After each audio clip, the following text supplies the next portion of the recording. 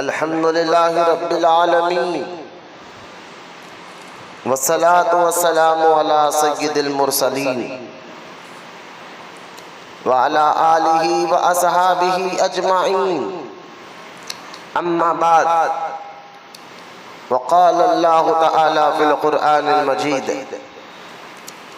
فأعوذ باللہ من الشیطان الرجیم بسم اللہ الرحمن الرحیم قد افلح من تزکا آمنت باللہ صدق اللہ العلی العظیم وقال اللہ تعالی فی شان حبیبہ الکریم ان اللہ وملائکتہ یصلون علی النبی یا ایہا الذین آمنوا صلوا علیہ وسلموا تسلیما اللہم صلی علی سیدنا و مولانا محمد معادن الجود والکرم وعلی آلہ وبارک وسلم صلاۃ و سلاما علیک یا رسول اللہ صلی اللہ تعالی علیہ وآلہ وصحبہ وسلم اما بعد ہر تعریف اور بڑائی صرف اللہ تعالی کے لیے ہے جو سارے جہان کا مالک ہے، مختار ہے اور جو سارے جہان کا پالنہار ہے۔ میں اس بات کی گواہی دیتا ہوں کہ اللہ تعالی کے سوا کوئی عبادت کے لائق نہیں، وہ ایک ہے، اس کا کوئی ساتھی اور شریک نہیں۔ اور میں اس بات کی بھی گواہی دیتا ہوں کہ آپ کے اور ہمارے پیارے آقا اور مولا حضور پرنور رحمت کونین حضرت سیدنا محمد مصطفیٰ احمد مجتبی صلی اللہ تعالی علیہ وآلہ وصحبہ وسلم اللہ تعالی کے آخری رسول اور اس کے برگزیدہ بندے ہیں۔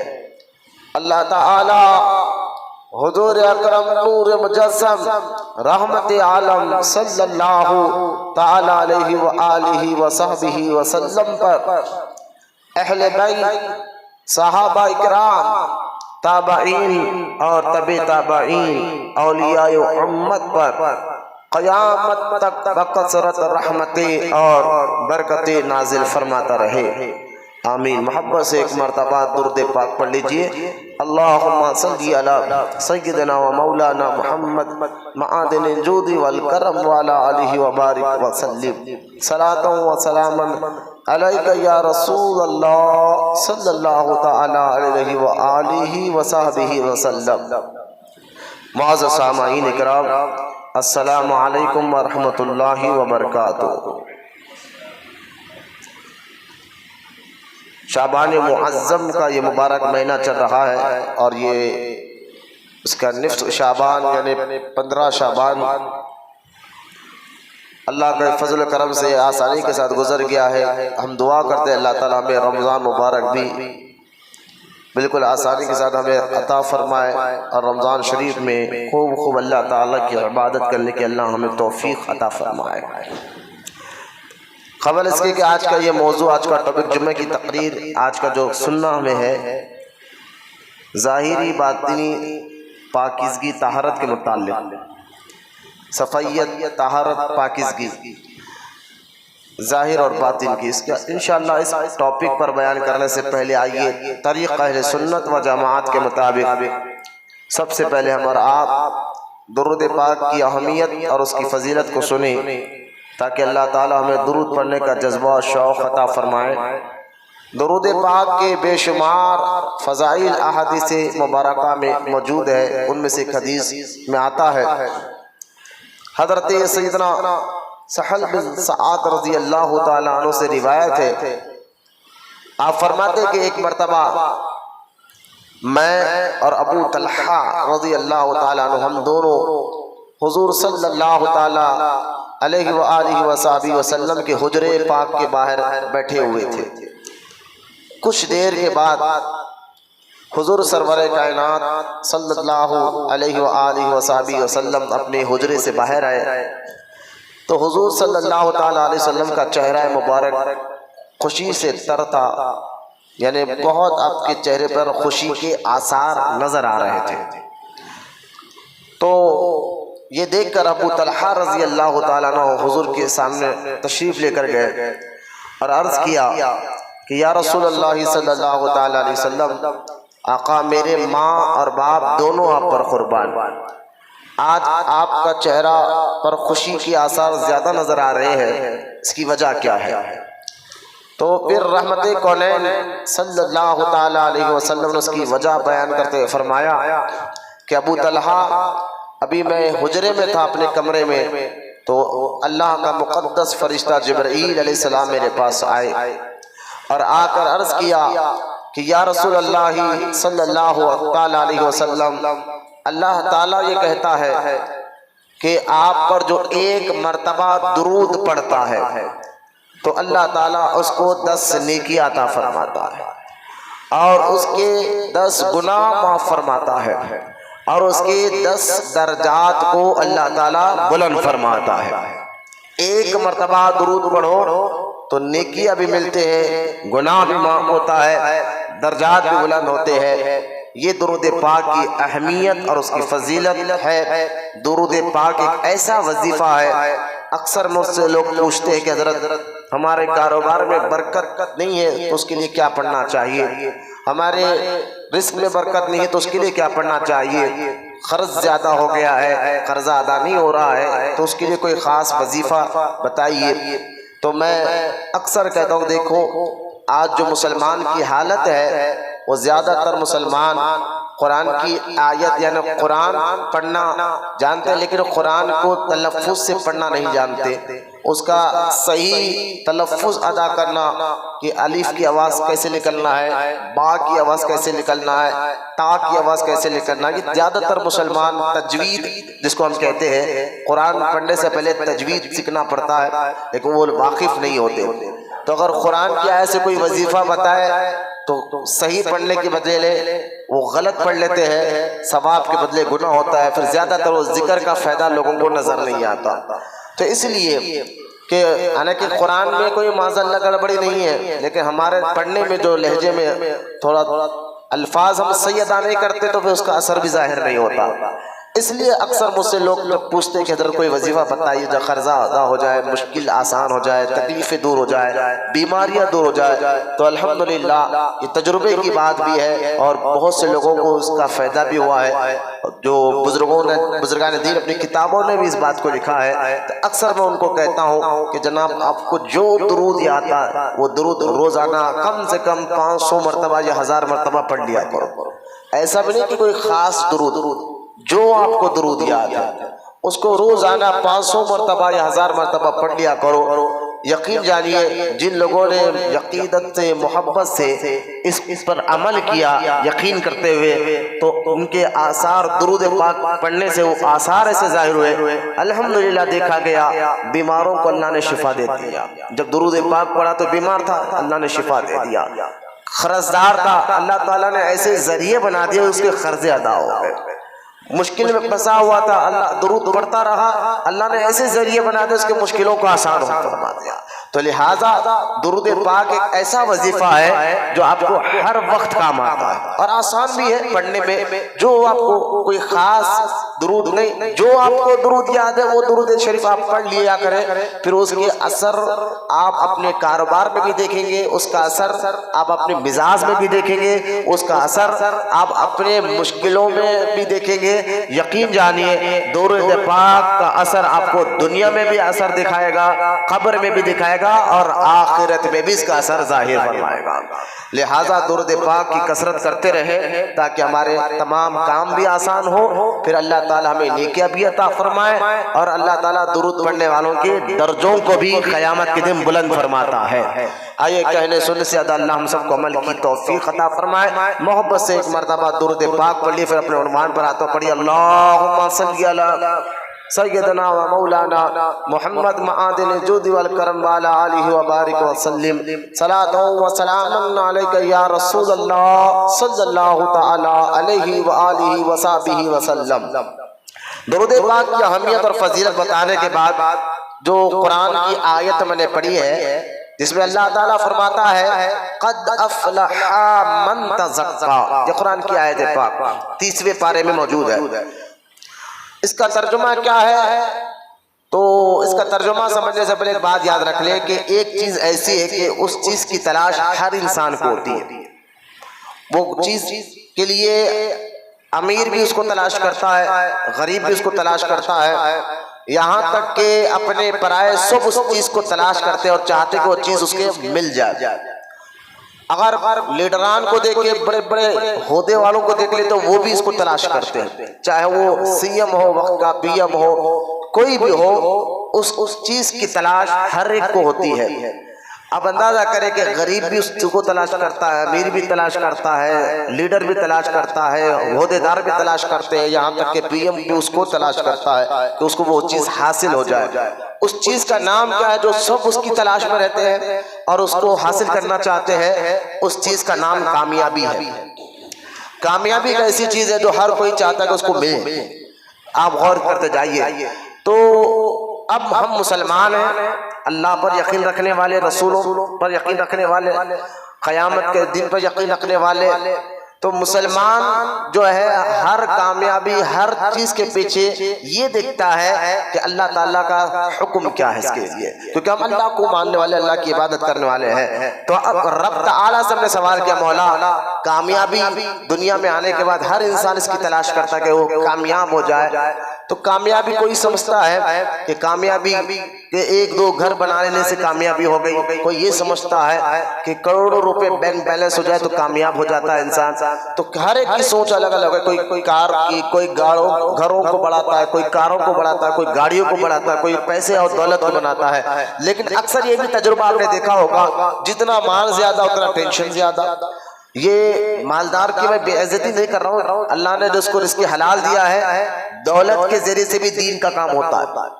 تو میں مالداروں کو یہ نہیں کروں کہ معاذ اللہ کہ آپ غلط کام کر رہے ہیں، حلال رزق حلال جتنا چاہے کمائے، جتنا چاہے رکھے، کیونکہ رزق حلال سے آپ زکوٰۃ نکال سکتے ہیں، رزق حلال سے آپ غریبوں، یتیموں، بیواؤں کی مدد کر سکتے ہیں، مساجد میں مدرسے میں آپ پیسہ لگا سکتے ہیں۔ ایسے کئی صحابہ کرام حضور کے دور مبارک میں تھے جن کو اللہ نے بہت دولت عطا فرمائی تھی، جو یعنی نیکی جو ہے دولت کے ذریعے سے بھی کمایا جا سکتی ہے، شرط ہے کہ وہ دولت حلال کی ہو۔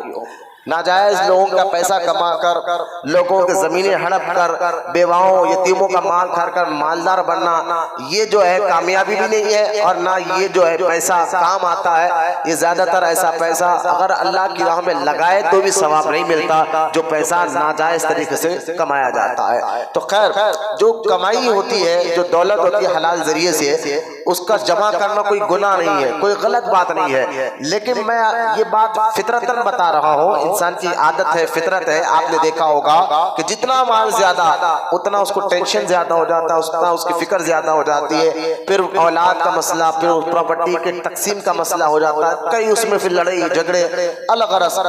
تو اصل کامیابی کیا ہے جو قرآن کہہ رہا ہے کہ کامیابی یہ نہیں کہ آپ دولت مند بن جائے، کامیابی یہ نہیں کہ آپ مالدار بن جائے، اصل کامیابی اس سے پوچھو جس نے ساری کائنات کو بنایا، جو اللہ تعالیٰ ہے۔ تو قرآن پاک میں اللہ تعالیٰ فرماتا ہوں، میں بتاتا ہوں کامیابی کیا ہے۔ تو 30ویں پارے میں یہی آیت میں اللہ فرماتا ہے قد افلح من تزکا، سن لو کامیاب وہ ہے جو اپنے آپ کو پاک کر لے۔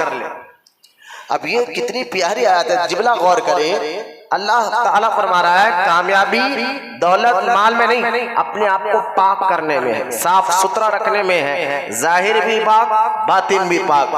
تو اب سوال یہ اٹھتا ہے، ہم تو سمجھ رہے تھے گھر بنا لینا کامیابی ہے، بینک بیلنس بنا لینا کامیابی ہے، لیکن رب کہہ رہا ہے کامیابی بینک بیلنس میں نہیں، پاکی میں ہے، ستھرائی میں ہے، صفائی میں ہے۔ تو اس کی وجہ کیا ہے؟ کیا اس کے پیچھے حکمت ہے؟ کیا راز اس کے پیچھے چھپا ہوا ہے؟ تو یہی راز آج آپ کو سمجھنا ہے کہ آج ہمیں پاکی اور ستھرائی کے بارے میں کچھ اہم باتیں آپ کو سمجھنا ہے۔ جیسا کہ صحیح مسلم میں حدیث پاک ہے، اللہ تعالیٰ کے رسول صلی اللہ تعالیٰ علیہ وسلم نے ارشاد فرمایا کہ الطہر شطر الایمان، پاکی آدھا ایمان ہے، جو اکثر ہم سنتے رہتے ہیں۔ تو اب پاکی سے مراد کیا ہے؟ تو دیکھیں ایک ہوتا ہے ہمارا ظاہر اور ایک ہوتا ہے باطن. ہر انسان کا ایک ظاہر ہوتا ہے، ایک باطن ہوتا ہے. مطلب کیا ہے ظاہر اور باطن کا؟ مطلب ایک جسم ہے جو ظاہری چیز ہے، آنکھ، ہاتھ، پیر، پیٹ، یہ سارا جسم، اس کو ظاہر کہا جاتا ہے. اور ایک ہوتا ہے باطن. باطن کا مطلب کیا ہے؟ باطن سے مراد روح، دل، دماغ، یہ باطن کا حصہ ہے، اندر کا حصہ ہے. اس میں کوئی انکار نہیں ہے. سائنس بھی اس بات کو مانتی ہے کہ انسان کے اندر دل ہے، پھیپھڑے ہے، کلیجہ ہے، دماغ ہے، سارے چیزیں انسان کے اندر رکھے گئے ہیں. روح ہے، سائنس اس کا بھی، یعنی اگر قرآن حدیث سے ہٹ کر بھی کوئی بولے کہ یہ کیا ہے کہ انسان کا ظاہر باطن، تو ظاہر باطن کا ماننا آج کے دور میں کوئی جو ہے پریشانی کی بات نہیں ہے. کہ میں جو یہ کہہ رہا ہوں کہ انسان کا ایک ظاہر ہوتا ہے، ایک باطن ہوتا ہے، اس بات کا ثبوت آج کے دور میں سائنس بھی کرتی ہے. سائنس بھی یہ بات کو مانتے کہ ہاں بھائی انسان کا ایک بدن ہوتا ہے، ایک روح ہوتی ہے. بدن کے اوپر آنکھ ہے، کان ہے، ناک ہے، پیٹ ہے، ہاتھ ہے، پیر ہے. تو بدن کے اندر دل ہے، دماغ ہے، پھیپھڑے ہے، کلیجے، یہ سارے معاملات آج سائنس بھی پروف کر رہی ہے. لیکن ہم مسلمان ہیں، ذرا یہ ذہن میں رکھیں آپ، ہم اللہ کو ماننے والے ہیں. تو اب ظاہر اور باطن یہ دو چیزیں ہمارے اندر ہیں. اور اللہ تعالیٰ چاہتا ہے کہ اگر تم کامیاب ہونا چاہتے ہو تو تم ظاہر کو بھی صاف رکھو اور باطن کو بھی صاف رکھو. یہ بڑی سمجھنے کی بات ہے. کامیابی دولت میں نہیں ہے، ظاہر اور باطن کی سمجھ. کیونکہ کہ اگر ایک بندہ جو ہے مثال کے طور پر ایک بندہ ظاہر کو صاف رکھتا ہے، مثال کے طور پر دیکھیے باطن کا صاف ہونا بھی کتنا ضروری ہے. کہ ظاہر صاف ہونا، جیسا کہ حدیث میں آتا ہے ظاہری پاکی کیا ہے اور باطنی پاکی کیا ہے. ظاہری پاکی کا نام، اگر ظاہر صاف ہونا ہے تو ہم اسلام میں اللہ کے رسول علیہ السلام نے فرمایا کہ ظاہر کو اگر آپ صاف کرنا چاہتے ہو تو اپنے آپ کو دو چیزوں سے صاف رکھو ہمیشہ. ایک ہے حدیث اکبر اور ایک ہے حدیث اصغر. بڑی ناپاکی، چھوٹی ناپاکی. اس کو دوسرے لفظوں میں سمجھیے آپ تاکہ آسان سے اردو میں آپ کو سمجھ آ جائے میں کہنا کیا چاہتا ہوں. تو ظاہر کیا جن کے بڑی ناپاکی، چھوٹی ناپاکی، دونوں چیزوں سے اللہ چاہتا ہے انسان کا بدن یہ دو چیز سے بھی پاک رہے. اب وہ بڑی ناپاکی کیا ہے اور چھوٹی ناپاکی کیا ہے؟ تو سنیں، بڑی ناپاکی کا نام کہ بندہ جو بے غسل ہو جاتا ہے، ناپاکی کی حالت میں، جنوب کی حالت میں آ جاتا ہے، تو بے غسل رہنا مرد کو. میں ان خواتین کی بات نہیں کر رہا ہوں جن کو مہینے میں اپنا ایک مسئلہ ہوتا ہے، میں مرد حضرات کی بات کر رہا ہوں، عورتوں کی بھی بات کر رہا ہوں جو بلا وجہ بے غسل ہوتے ہیں. یاد رکھے یہ اللہ اور اس کے رسول کو قطعاً پسند نہیں ہے کہ ایک کلمہ پڑھنے والا کئی گھنٹے، کئی دن نہیں، کئی گھنٹے تک ناپاک رہے اس کا جسم، یعنی بے غسل رہے. کیوں؟ حدیث میں آتا ہے کہ جو بے غسل جنوبی آدمی جس پر غسل فرض ہو جاتا ہے اس کے باوجود بھی بلا وجہ کے وہ تاخیر کرتا ہے، غسل نہیں لیتا، طہارت نہیں لیتا، پاکیزگی نہیں لیتا، تو حدیث میں آتا ہے اللہ تعالیٰ بھی اس پر لعنت بھیجتا ہے، اس کے فرشتے بھی لعنت بھیجتے ہیں. لعنت بھیجنے کا مطلب سمجھتے ہیں آپ کیا ہے؟ یعنی جس پر اللہ کی لعنت اتر جائے تو اس گھر سے برکت چلے جاتی ہے. جس گھر پر اللہ کی لعنت اتر جائے اس کاروبار سے برکت چلے جاتی ہے. جس گھر پر لعنت اتر جائے اس گھر میں سکون ختم ہو جاتا ہے. جس گھر پر اللہ کی لعنت اتر جائے پھر اس گھر میں پیار، محبت، یہ ساری باتیں ختم ہو جاتی ہے. اکثر ان گھروں میں لڑائی جھگڑے، عجیب سے بے چینی، بے سکونی پیدا ہو جاتی ہے. تو کئی پر غور کرنا چاہیے کہ یہ کہیں ہم سے غلطی تو نہیں ہو رہی کہ ہم ناپاکی کی حالت میں ہم یا ہمارے بھائی کوئی نہ کوئی گھر میں وقت بلا وجہ گزار رہا ہے. تو لہٰذا اللہ تعالیٰ چاہتا ہے کہ اگر کامیابی چاہتے ہو، یعنی سکون چاہتے ہو، پاک رہا کرو.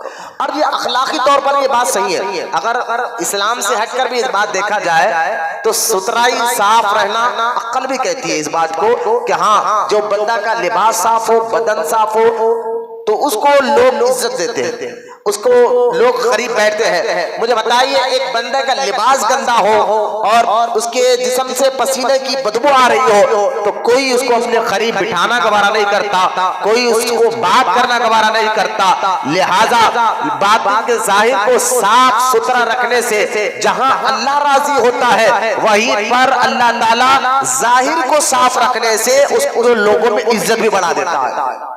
ظاہر کو صاف کرنے سے اللہ تعالیٰ لوگوں کے اندر اس کی عزت کو بھی بڑھا دیتا ہے. اگر ظاہر صاف ستھرا نہ ہو تو پھر عزت معاشرے میں عزت نہیں ملتی, سوسائٹی میں عزت نہیں ملتی, لوگوں میں عزت نہیں ملتی کہ بھئی یہ تو ناپاک رہتا ہے. جب دیکھو اس کا لباس گندا رہتا ہے, بال بکھرے ہوتے ہیں, جسم سے پسینے کی بدبو آتی رہتی ہے. لہٰذا اس لیے اسلام نے ظاہری طہارت اور باطنی طہارت دونوں پر بڑا زور دیا.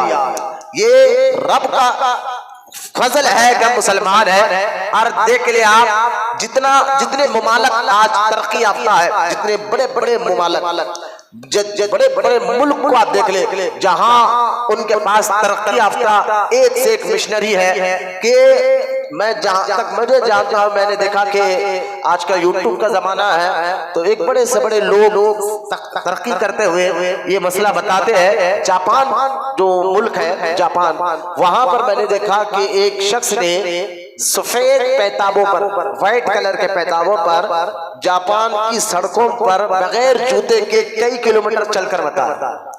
اور یقین جانیے اور یہ بتانے کا اس کا مقصد یہ تھا کہ یہاں کے لوگ کی مزاج کیسی ہے کہ جب وہ پیتابے پر بغیر جوتے کے چل کر بتایا کچھ کلومیٹر, اور جب روڈ پر, گھر کے سامنے نہیں, روڈ پر چل کر بتایا, یعنی فٹ پاتھ پر چل کر بتایا, تو جب پیتابے نکالا تو اس پیتابے پر ایک بھی دھبا نہیں تھا. یعنی کہ بتانا ان کا مقصد یہ تھا کہ دیکھو یہ لوگ ترقی کیوں کر رہے ہیں کہ یہ لوگ اپنے لباس, اپنے گھروں کو صاف رکھتے ہی رکھتے ہیں, لیکن اپنے ملک کو بھی پولیشن سے اور دھول سے بہت صاف ستھرا رکھتے ہیں. یہ جو ملک صاف یعنی ستھرائی میں کامیابی ہے, اچھائی پاکیزگی میں کامیابی ہے, جتنا ستھرائی صاف ملک ہوگا لوگ ادھر زیادہ جاتے ہیں.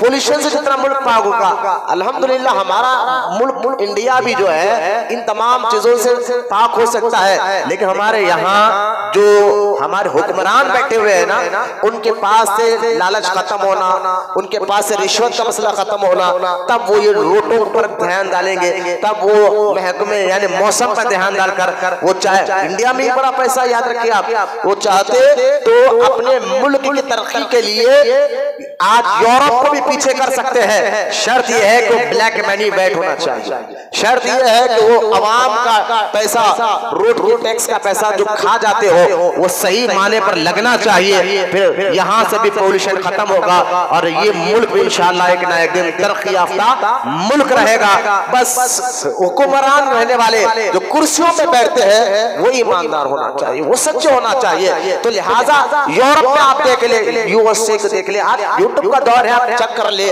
کہ ان کی سڑکوں کو دیکھ لیں, گھر کے باہر دیکھ لیں, تو پتا کیا چلا کہ کامیاب یورپ کیوں اتنا فاسٹ ملک ہو گیا, امریکہ سپر پاور ملک کیوں ہو گیا, تو یقیناً فوج زیادہ ہے, دولت زیادہ ہے, پیسہ زیادہ ہے, لیکن اس کی ایک وجہ کہ آپ ان کی سڑکوں کو دیکھ لیں, ان کے محلوں کو دیکھ لیں, ان کے گھروں کو دیکھ لیں, کوئی ان کی روڈ پر تھوکنے والا تک نہیں ہوتا ہے. آج اگر کہیں پر اگر کوئی تھوکنے والا بھی نظر آ جائے اس پر فوراً گرفتار کیا جاتا ہے, چالان مارا جاتا ہے. یہ حال ہے وہاں کی سڑکوں کا, روڈ کا, وہاں کے قانون کا. تو لہٰذا جو پاکیزگی ظاہری طور پر بدن کے ساتھ ساتھ اپنے گھر کو, اپنے محلے کو بھی خود وہ صاف رکھتا ہے, تو یقین جانیے پھر ایسے جگہوں کو اللہ تعالیٰ ضرور کامیابی عطا فرماتا ہے. کئی مثالیں میں آپ کو دے رہا ہوں, پاکیزگی کے فائدے بتا رہا ہوں, صفائیت کے, ستھرائی کے پیسے. بڑے بزرگ یہ جانتے ہیں کہ اگر کسی کے گھر میں وہ لڑکی دیکھنے جاتے تاکہ اس گھر سے لڑکی لے کر آئے, تو اکثر بڑے بزرگ کیا کرتے تھے, اس لڑکی والوں کے گھر میں جانے کے بعد, لڑکی کو دیکھنے کے بعد وہ گھر کے ٹوائلٹ کو دیکھتے تھے, واش روم کو دیکھتے تھے گھر کے. کیوں؟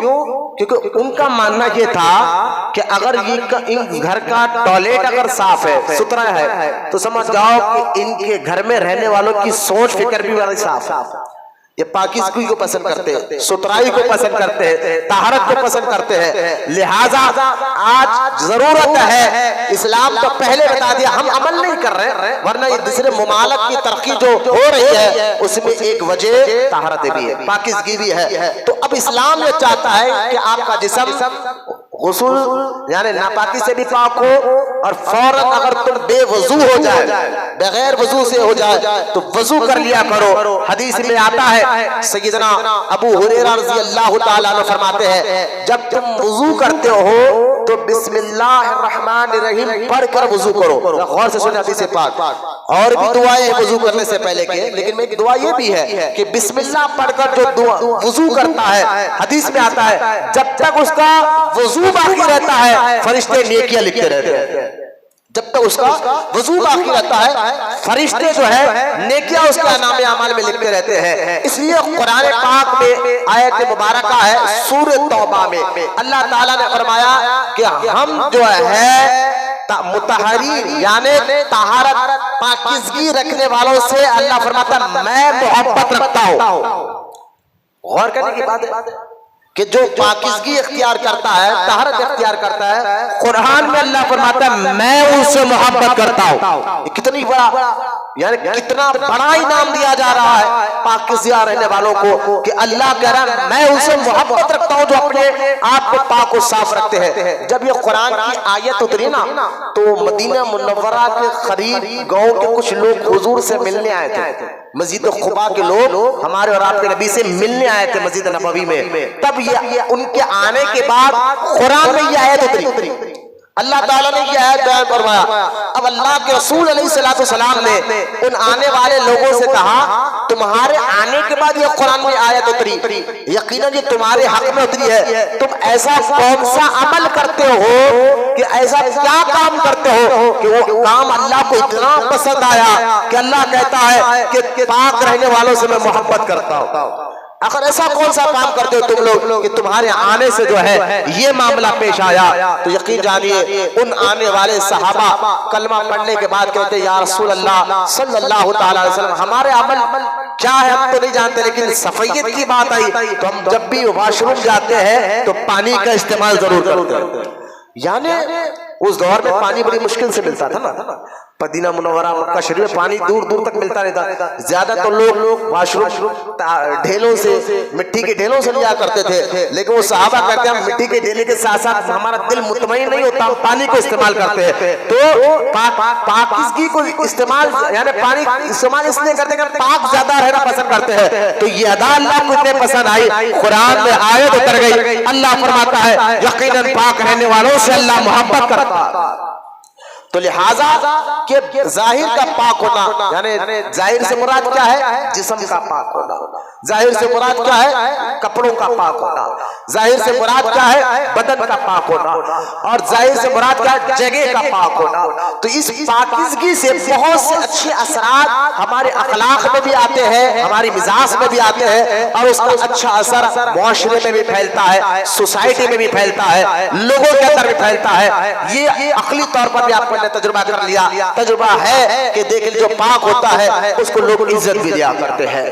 اب دیکھیں بدن کا صاف ہونا، کپڑوں کا صاف ہونا، اس لیے دیکھیں اللہ نماز جو سب سے افضل عبادت ہے، نماز جو سب سے افضل عبادت ہے، 5 وقت جو اللہ تعالیٰ نے ہمیں عطا فرمائی ہے حضور کے ذریعے علیہ السلام، اس نماز میں سب سے پہلی شرط طہارت ہے۔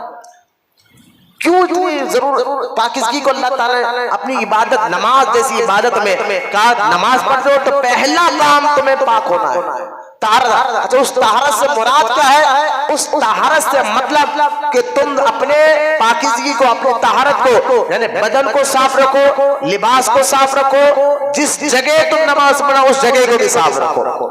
تو جگہ، بدن، لباس صاف ہونا یہ نماز کے لیے نہیں ہر عبادت کے لیے شرط ہے۔ میں تو یہ کہوں گا روزے کے لیے ہو، حج کے لیے ہو، ہر کام کے لیے سب سے پہلی شرط طہارت ہے۔ تو اتنی سختی کیوں کی جا رہی ہے؟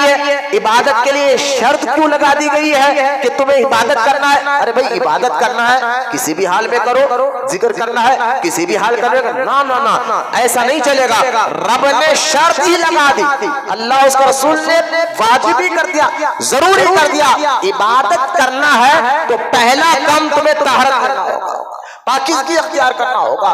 تو طہارت اور پاکیزگی سے معاشرہ اور کئی چیزوں میں تبدیلی آتی ہے۔ تو خیر یہ ظاہری طہارت۔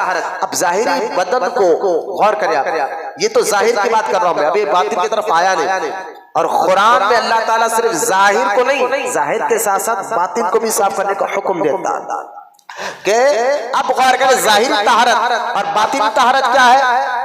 جس طرح ظاہر ناپاک ہوتا ہے نا، اگر طہارت ٹوٹ جائے یا کچھ گندیا پانی لگ جائے یا چھوٹا بچہ گود میں پیشاب کر دے تو جس جگہ پر کپڑا پر پیشاب لگتا ہے چھوٹے بچے کا، بعض لوگ سمجھتے ہیں کہ دودھ پیتا بچہ اگر گود میں پیشاب کرے تو کپڑے ناپاک نہیں، تو ایسا نہیں ہے. ایک دن کا بچے کا پیشاب بھی ناپاک ہوتا ہے. ذرا ذہن میں رکھیں یہ مسئلے کو بھی، ہم طہارت کے مسئلے سیکھنا چاہیے ہمیں. ایک دن گواہ پیدا ہو کر اس کا بھی پیشاب ناپاک ہوتا ہے، تو اکثر گود میں بچے لیتے ہیں. خیر، تو ہم ظاہر اگر ہمارا ناپاک ہو جائے تو ہم کیا کرتے ہیں؟ اس کو صاف ستھرا کرتے ہیں، باطن کو، ظاہر کو. اسی طرح باطن بھی ناپاک ہوتا ہے. باطن کیسے ناپاک ہوتا ہے؟ تو دیکھیے اس کی ایک مثال دیتا ہوں میں آپ کو کہ باطن کیسے ناپاک ہوتا ہے. تو ایک آدمی ہے جو لباس صاف ستھرا پہنا ہوا ہے، سوچیے، سنیے میرے بات کو. اب آ جائے میں باطن کی بات کر رہا ہوں کہ ظاہر صاف ستھرا رکھنا، بدن کو صاف رکھنا، لباس کو صاف رکھنا، اخلاق، اس بات تو سمجھ میں آنے لگی. باطن کا مطلب کیا ہے؟ تو دیکھیے ایک بندہ جس کا لباس صاف ہے، بدن صاف ہے، صاف ستھرے یعنی مہنگے کپڑے پہنا ہوا ہے، صاف ایک دم اور اچھے کپڑے پہن کے پہنا ہوا ہے، گھر بھی اچھا ہے، سب اچھا ہے، لیکن اس کے اخلاق اچھے نہیں، عادت اچھے نہیں. جب اس کے قریب جاؤ اس کے بیہیویئر صحیح نہیں ہے، گالی گلوچ کرتا ہے. تو اب مجھے بتائیے اس کے ظاہری صفائی کو دیکھ کر، اس کے ظاہر کو صاف ستھرے کو دیکھ کر کوئی جو ہے اس کے قریب نہیں جائے گا.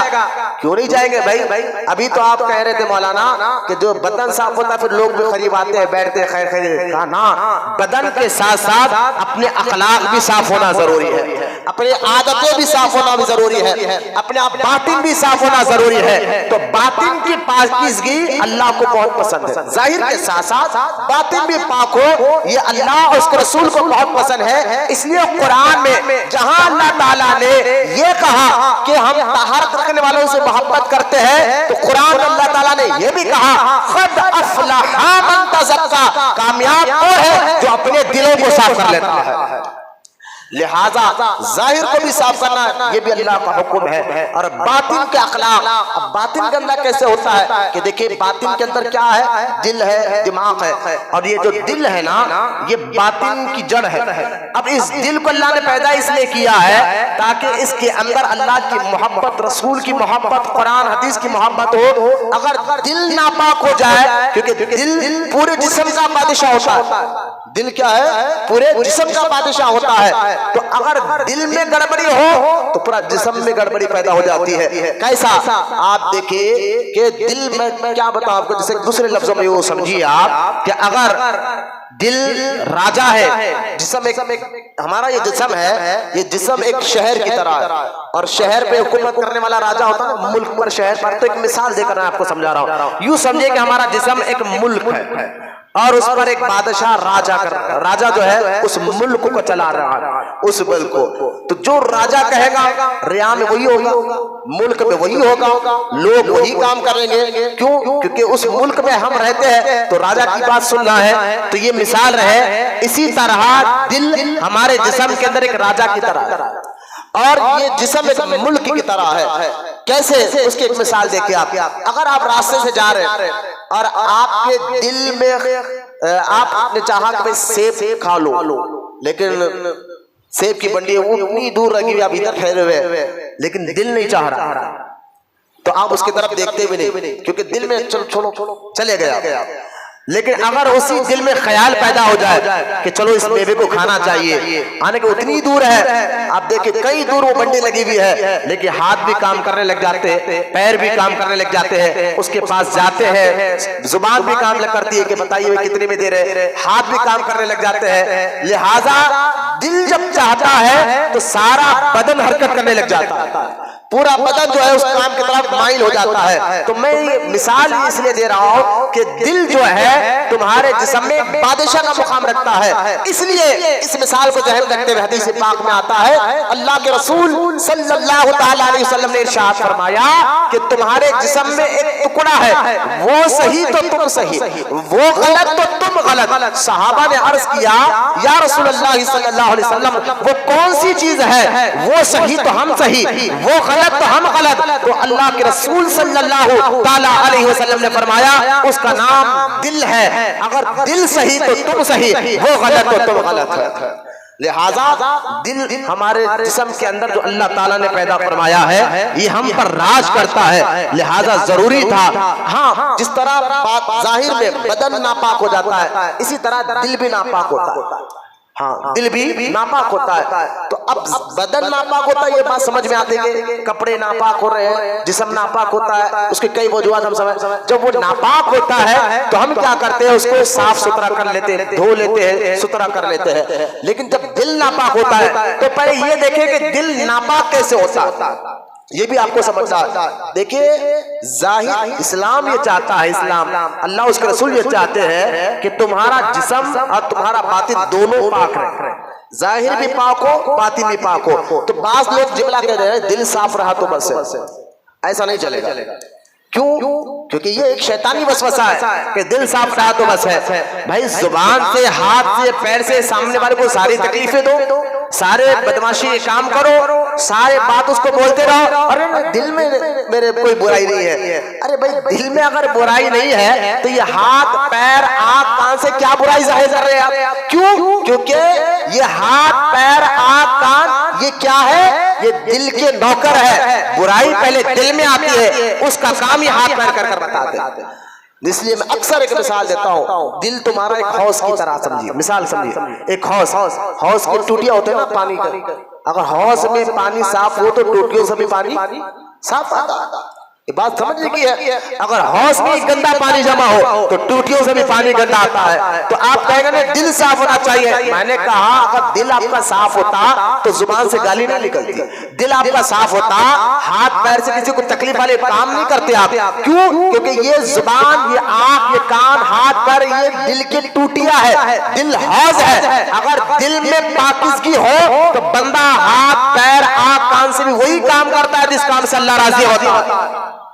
اس لیے سرکار نے فرمایا تم میں سے بہترین مسلمان وہ ہے، اچھا مسلمان وہ ہے جس کے ہاتھ اور پیر سے دوسرا مسلمان محفوظ رہے، دوسرا مسلمان محفوظ رہے. لیکن اصل دل میں ناپاکی بھری ہوئی ہے، گندگی بھری ہوئی ہے تو پھر ہاتھ پر وہی کام کرتے ہیں. تو لہٰذا اسلام یہ چاہتا ہے کہ اللہ تعالیٰ اس لیے چاہتے ہیں کہ ظاہر بھی صاف ہو. جس طرح تم اپنے ظاہر کو صاف کرتے ہو تو اگر ظاہر کا اثر باطن پہ جاتا ہے.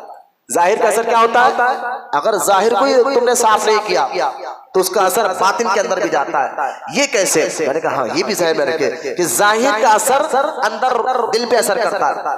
ظاہر اگر صاف ہو تو پھر اس کا اثر دل کے اندر جاتا ہے.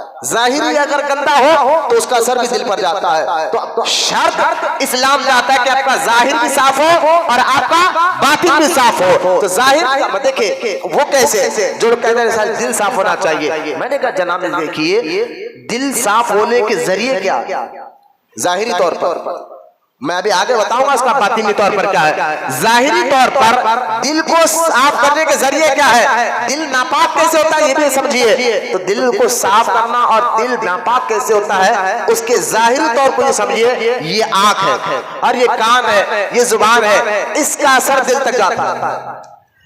اگر یہاں سے آپ نے اثر صحیح لیا تو دل پہ اثر صحیح پہنچتا ہے. یہاں سے اثر آپ نے صحیح لیا تو دل پر اثر صحیح پہنچتا ہے. یہاں سے آپ نے اثر صحیح کیا تو دل پر اثر صحیح پہنچتا ہے. آپ کہیں گے وہ کیسا؟ دیکھیے جن چیز کو دیکھنا اللہ تعالیٰ نے منع کیا ہے اگر ان چیزوں کو آپ آنکھوں سے دیکھو گے، فحش اور ناپاک چیزیں آپ دیکھو گے، دیکھ تو آنکھ سے رہے ہو لیکن اس کا اثر دل تک جاتا ہے.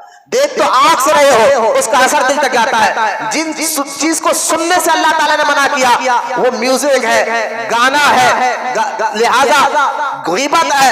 اگر آپ دیکھیں ان کانوں سے گندے فحش چیزیں آپ سننے کے عادی بن جائیں، غلط کام سننے، بندہ جب کوئی گندا کام سنتا ہے، غلط کام سنتا ہے، دل بھی مچلتا ہے، باطن بھی مچلتا ہے۔ تو کان میں سنتے رہے ہو کان سے، لیکن اثر دل پر جاتا ہے، اثر دل پہ جاتا ہے۔ زبان سے بول رہے ہو، جھوٹ بول رہے ہو، گالی دے رہے ہو، بولتے رہو زبان سے، اثر دل پر جاتا ہے۔ اس لیے اسلام کہتا ہے تمہارا ظاہر بھی صاف ہو تو ساتھ میں باطن کا پاک ہونا بھی ضروری ہے۔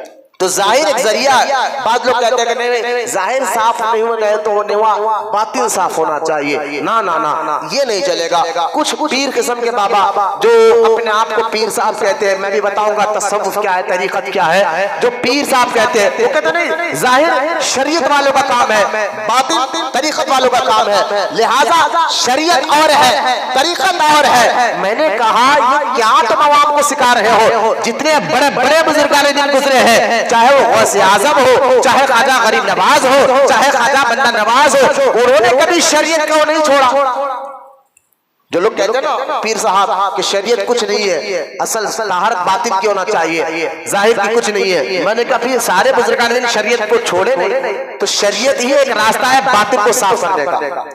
شریعت اگر آپ کے پاس نہیں ہے، ظاہر آپ کا صاف نہیں ہے، تو باطن بھی آپ چاہے کتنا بھی چیخے مار لے آپ کے صاف نہیں ہو سکتے ہیں۔ لہذا اسلام چاہتا ہے، شریعت اللہ اس کا رسول یہ چاہتے ہیں کہ تمہارا ظاہر اور تمہارا باطن دونوں صاف ہو۔ تو پھر اللہ تعالیٰ فرماتا ہے قد افلح من تزکا، ایسے بندوں کو اللہ کامیابی عطا فرماتا ہے۔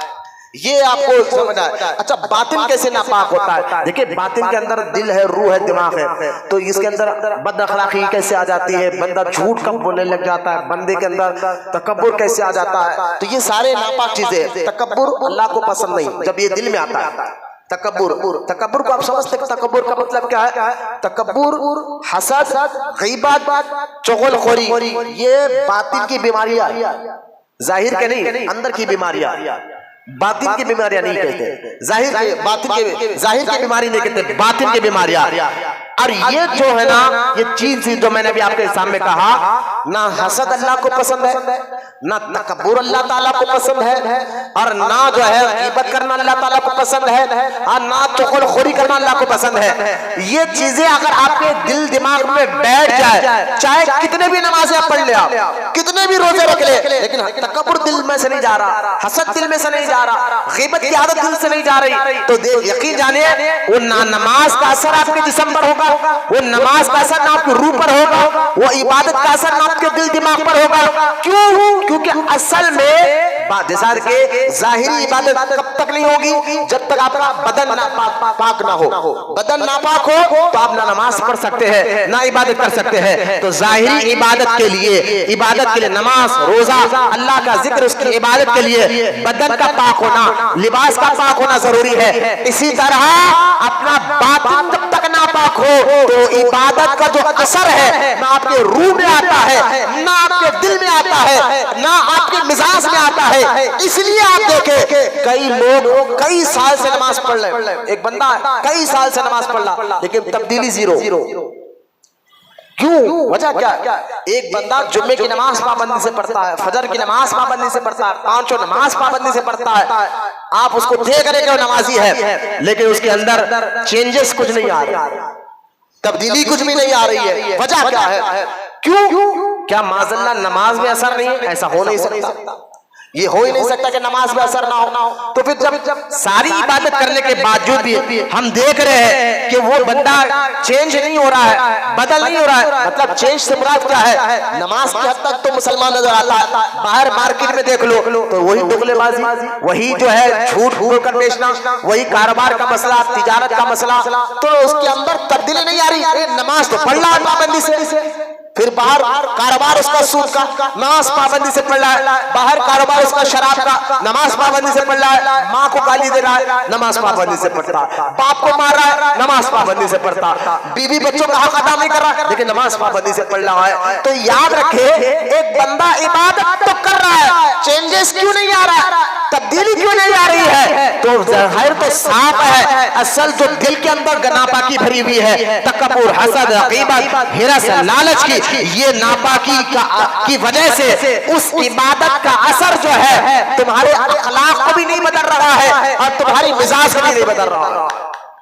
دیکھیے ڈاکٹر اگر کوئی دوا دیتا ہے کہ آپ یہ گولی کھاؤ تو اس کے اندر اثر ہوتا ہے نا، آپ کا بخار ختم ہو جاتا ہے، آپ کا یورین کا پرابلم، پیٹ کا درد، سر کا درد ختم ہو جاتا ہے، تو ایک معمولی دوا میں اثر ہوتا ہے۔ غور سے سنیں، آنے جانے اٹھنے بیٹھنے والوں کو مان دیکھیں، میں کچھ باتیں ذرا سی کرنے کے لیے طہارت کے لیے بتا رہا ہوں کہ ایک ڈاکٹر دوا بنائے، ایک سائنٹسٹ گولی بنا دے، اس گولی کے اندر اثر اتنا ہے کہ اگر آپ کھا لیں تو آپ کا سر کا درد ختم، اس گولی کا اثر اتنا ہے آپ کھا لیں تو آپ کا پیٹ کا درد ختم، اس گولی کا اثر اتنا ہے آپ کھا لے تو آپ کا بخار ختم، اس گولی کا اثر اتنا ہے آپ کھا لے تو آپ کے گردوں کا درد ختم، اس گولی کا اثر اتنا ہے آپ کھا لے تو بی پی لیول میں آ جائے، اس گولی کا اثر اتنا ہے آپ کھا لے تو آپ کا شوگر لیول میں آ جائے، چھوڑے تو معاملات بڑھ جائے، کھا لے تو اثر برابر ہوتا ہے۔ تو مجھے بتانا یہ چاہتا ہوں کہ ایک انسان، ایک سائنٹسٹ ڈاکٹر جو ہے ایک گولی بنا دے تو اس میں اثر ہے،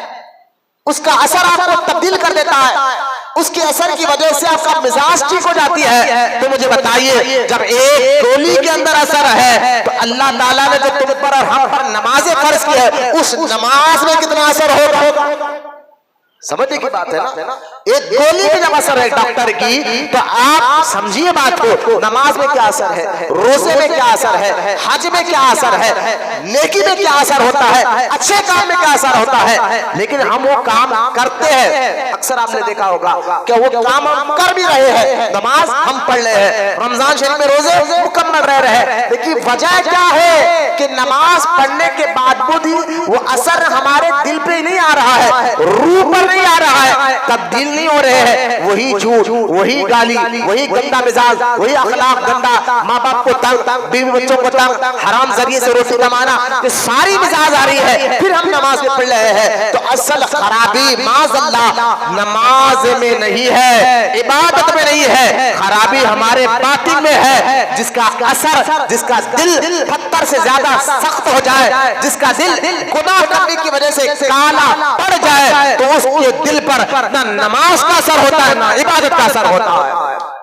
ڈاکٹر بھی یہ کہتا نا کہ بھائی اگر یہ گولی کھا رہے اتنے یہ پرہیز کرو، وہ تو کہتا ہے یہ پرہیز کرو، کیوں؟ اگر آپ پرہیز نہیں کریں گے تو گولی کا اثر نہیں ہوگا۔ تو اصل پرہیز جو باطن کا ہے، ظاہر کے ساتھ ساتھ باطن کا ہے، تو نماز میں یہ اثر ہے کہ بندہ جب اس کو پڑھنا شروع کر دے تو اس کے اندر تبدیلی آنا شروع ہو جاتی ہے۔ شرط ہے کہ اس طریقے سے پڑھے جس طریقے سے پڑھنے کا حکم اللہ اور اس کے رسول دے رہے ہیں۔ اس لیے برسوں ہو گیا نماز پڑھتے پڑھتے، کیوں ہمارے اندر یہ سوچ ہمارے اندر پیدا کیوں نہیں ہو رہی کہ بھائی نماز پڑھ تو رہے ہیں لیکن نماز کے مسئلے ہم سیکھ نہیں رہے؟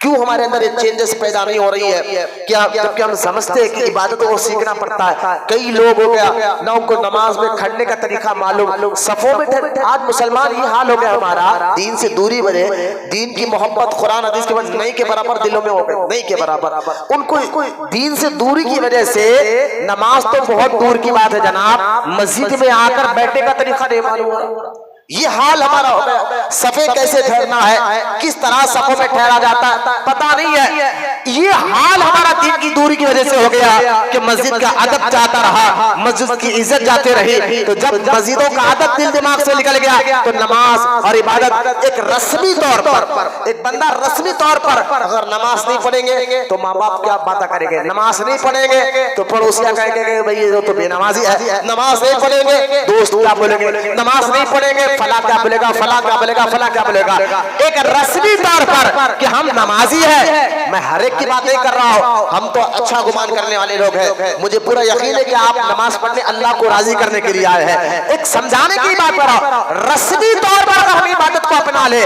تو اس کا اثر نہ جسم پر ہوتا ہے، نہ دماغ پر ہوتا ہے، نہ روح پر ہوتا ہے، نہ دل پر ہوتا ہے۔ ہوتا ہے جب اس نماز کا اثر نہیں ہو رہا، پرہیز نہیں کر رہے، اثر نہیں ہو رہا ہے، اس لیے ہمارے اندر تبدیلی کچھ نہیں آتی، بدلاؤ کچھ نہیں آتا۔ نماز پڑھ کر بھی ہم جاہل ہو جاتے ہیں، عبادت کر کر بھی ہم جاہل ہو جاتے ہیں، اچھے کام کر کر بھی ہمارا بیہیویئر، ہمارے اخلاق، ہماری عادتیں معاشرے میں باہر تو اچھی ہوتی ہے، لیکن اصل بندے کے اخلاق اگر معلوم کرنا ہے تو پڑوسیوں سے نہیں، محلے سے نہیں، گھر والوں سے پوچھے۔ اصل اخلاق وہاں صحیح معنی پر آپ کو ماں باپ بتائیں گے اس کے اخلاق کیسے ہیں، آپ کو بیوی بچے بتائیں گے اس کی عادتیں کیسے ہیں۔ باہر کے لیے اچھے لوگ عزت دے تو کوئی بھی اچھے اپنے اخلاق کر لیتا ہے، کوئی بھی اپنی عادتوں کو اچھی کر لیتا ہے۔ باہر ہر کوئی چاہتا ہے کہ لوگ کو اچھی نظر سے دیکھے، اس لیے کچھ دیر کے لیے عادتیں اخلاق باہر والوں کے لیے اچھے کر لیتا ہے، لیکن اصل اس کی عادتیں، اس کے اچھے اخلاق باہر والوں سے نہیں، گھر والوں سے پتہ چلتے ہیں کہ گھر والے بتائے کہ اخلاق کیسے ہے۔ تو لہٰذا ہمارا اسلام یہ چاہتا ہے کہ جہاں تمہیں نماز کا پابند کیا گیا، جہاں تمہیں روزے کا پابند کیا گیا، جہاں تمہیں حج کا پابند کیا، مالداروں کو حج کا پابند کیا گیا، مالداروں کو زکوٰۃ کا پابند کیا گیا، اچھے لوگوں کو ماں باپ کی خدمت، رزق حلال کا پابند کیا گیا، وہی پر اسلام چاہتا ہے تمہارا دل بھی پاک ہو، تمہارا باطن بھی پاک ہو، تمہارے اندر سے حسد جائے، تکبر جائے، غیبت کی عادت جائے۔ جب یہ چیز ختم ہو جاتی ہے تو پھر اس کا دل، اس کا اخلاق اور اس کی روح پر نماز کا اثر شروع ہو جاتا ہے۔ جب یہ اندر سے تکبر جاتا ہے نا، یعنی حدیث میں آیا نا، سرکار نے فرمایا جب تم کوئی بھی غلط کام کرتے ہو، اللہ کو ناراض کرنے والا کام کرتے ہو، گناہ کرتے ہو، تو دل پر ایک کالا نقطہ لگ جاتا ہے، دل پر ایک کالا نقطہ لگ جاتا ہے، اور اگر وہ کام کرتے رہو وہ نقطہ، وہ کالا نقطہ، اس کی سیاہی، کالا پن بڑھتا جاتا بڑھتا جاتا بڑھتا جاتا، یہاں تک کہ وہ دل پورا مکمل طور پر کالا ہو جاتا ہے۔ اور جب وہ مکمل طور پر کالا ہو جاتا ہے تو اب پھر نہ اس پر نماز کا اثر ہوتا ہے نہ عبادت کا اثر ہوتا ہے۔ اس لیے اسلام چاہتا ہے ظاہر کے ساتھ ساتھ تمہارا باطن بھی صاف ہو۔ اگر باطن سنور جائے تو قرآن کہتا ہے قد افلح من تزکا، تم ضرور کامیاب ہو جاؤ گے۔ ظاہر کے ساتھ ساتھ باطنی طہارت بھی آ جائے تم ضرور کامیاب ہو جاؤ گے۔ آپ دیکھیے کہ باطن، غوث پاک کی بارگاہ میں ایک بندہ آیا، سرکار غوث اعظم کی بارگاہ میں، توجہ فرمائے، جانے دی جو اٹھنے بیٹھنے آنے جانے والوں کو مت دیکھے، سستی، کاہلی اور نیند آ رہی تو باہر چلے جائے، یہ لوری نہیں ہو رہی ہے، بیان ہو رہا ہے۔ تو لہٰذا آپ غور فرمائے، میں آپ کو بتانا چاہتا ہوں سرکار غوث پاک ولیوں کے امام، ٹھیک ہے، ان کے پاس ایک بندہ آیا، اور ایک بندہ آ کر عرض کرتا ہے کہ یا شیخ عبد القادر جیلانی، اگر کوئی اللہ کا دوست بننا چاہتا ہے، یعنی اللہ کا ولی بننا چاہتا ہے، اس کو کرنا کیا ہوگا؟ غوث اعظم سے سوال ہو رہا ہے، فتوح الغیب میں یہ موجود ہے، سوال ہو رہا ہے کہ اگر میں اللہ کا ولی بننا چاہتا ہوں تو کروں کیا؟ ایسا کون سا کام کروں جس سے میں ولی بن جاؤں، جس سے اللہ مجھ سے محبت کرنے لگ جائے؟ تو دیکھیے غوث، اگر حافظ بننا ہے تو حافظ قرآن سے پوچھو حافظ بننے کے لیے کیا کرنا ہے، عالم بننا ہے تو عالم دین سے پوچھو عالم بننے کے لیے کیا کرنا ہے، مفتی بننا ہے تو مفتی سے پوچھو مفتی بننے کے لیے کیا کرنا ہے، اب ولی بننا ہے تو ولی سے پوچھا جائے گا۔ تو غوث اعظم سے پوچھا گیا کہ آپ یہ بتائیے کہ اگر میں اللہ کا دوست بن جاؤں، ولی بن جاؤں، اس کے لیے کرنا کیا ہے؟ تو غوث اعظم نے دیکھا کہ چہرے پہ داڑھی بھی ہے، سر پہ امامہ بھی ہے، پیشانی پہ نماز کی نشان بھی ہے، لباس بھی پاک ہے، یعنی ظاہری طور پر پورا صاف ستھرا ہے، اور اسلام چاہتا ہے ظاہر کا اثر پھر باطن پر بھی آتا ہے نا، تو ظاہر طور پر صاف ستھرا ہے۔ اب غوث اعظم نے فرمایا اگر آپ اللہ کا محبوب بننا چاہتا ہے، ولی بننا چاہتا ہے، 4 عادتیں اپنے اندر سے نکال، اللہ تجھے ولی بنا لے گا۔ 4 عادتیں اپنے اندر سے محنت کر، مشقت کر، نکال، باہر نکال، تو اب تجھے جو ہے نا اللہ تعالیٰ جو ہے اپنا ولی بنا لے گا، دوست بنا لے گا۔ اس آدمی نے کہا حضور وہ 4 عادتیں کیا ہے؟ فتوح الغیب غوث پاک کی ایک مشہور خطبے کی کتاب ہے، خطبہ نمبر 40، یہاں پر یہ بات لکھی ہوئی ہے۔ اب اس نے پوچھا حضور غوث پاک سے وہ 4 عادتیں کیا جو میں نکال لوں تو اللہ ولی بنا لیتا ہے؟ تو غوث اعظم نے فرمایا پہلا اپنے اندر سے حسد نکال، دوسرا اپنے اندر سے تکبر نکال، تیسرا اپنے اندر سے غیبت کی عادت نکال، چوتھا اپنے اندر سے تکبر، اپنے اندر سے چغل خوری کی عادت، ہرس اور لالچ کو ختم فرما۔ یہ باتیں بتانا اس شخص کا حضور اگر یہ نکال دیا تو غوث اعظم مسکرائے، کہا یہ اتنا آسانی سے نکلتے نہیں۔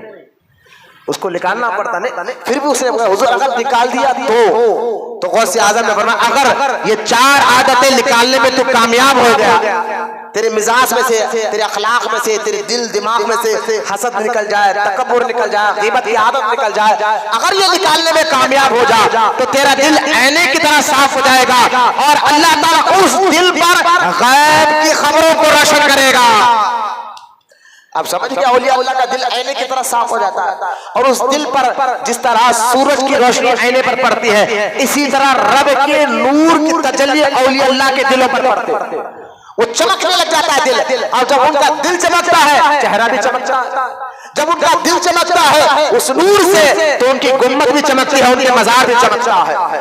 یہ جو چمک ہے نا یہ رب کی چمک ہے، اور یہ چمک جو ہے صاف دلوں پر پڑتا.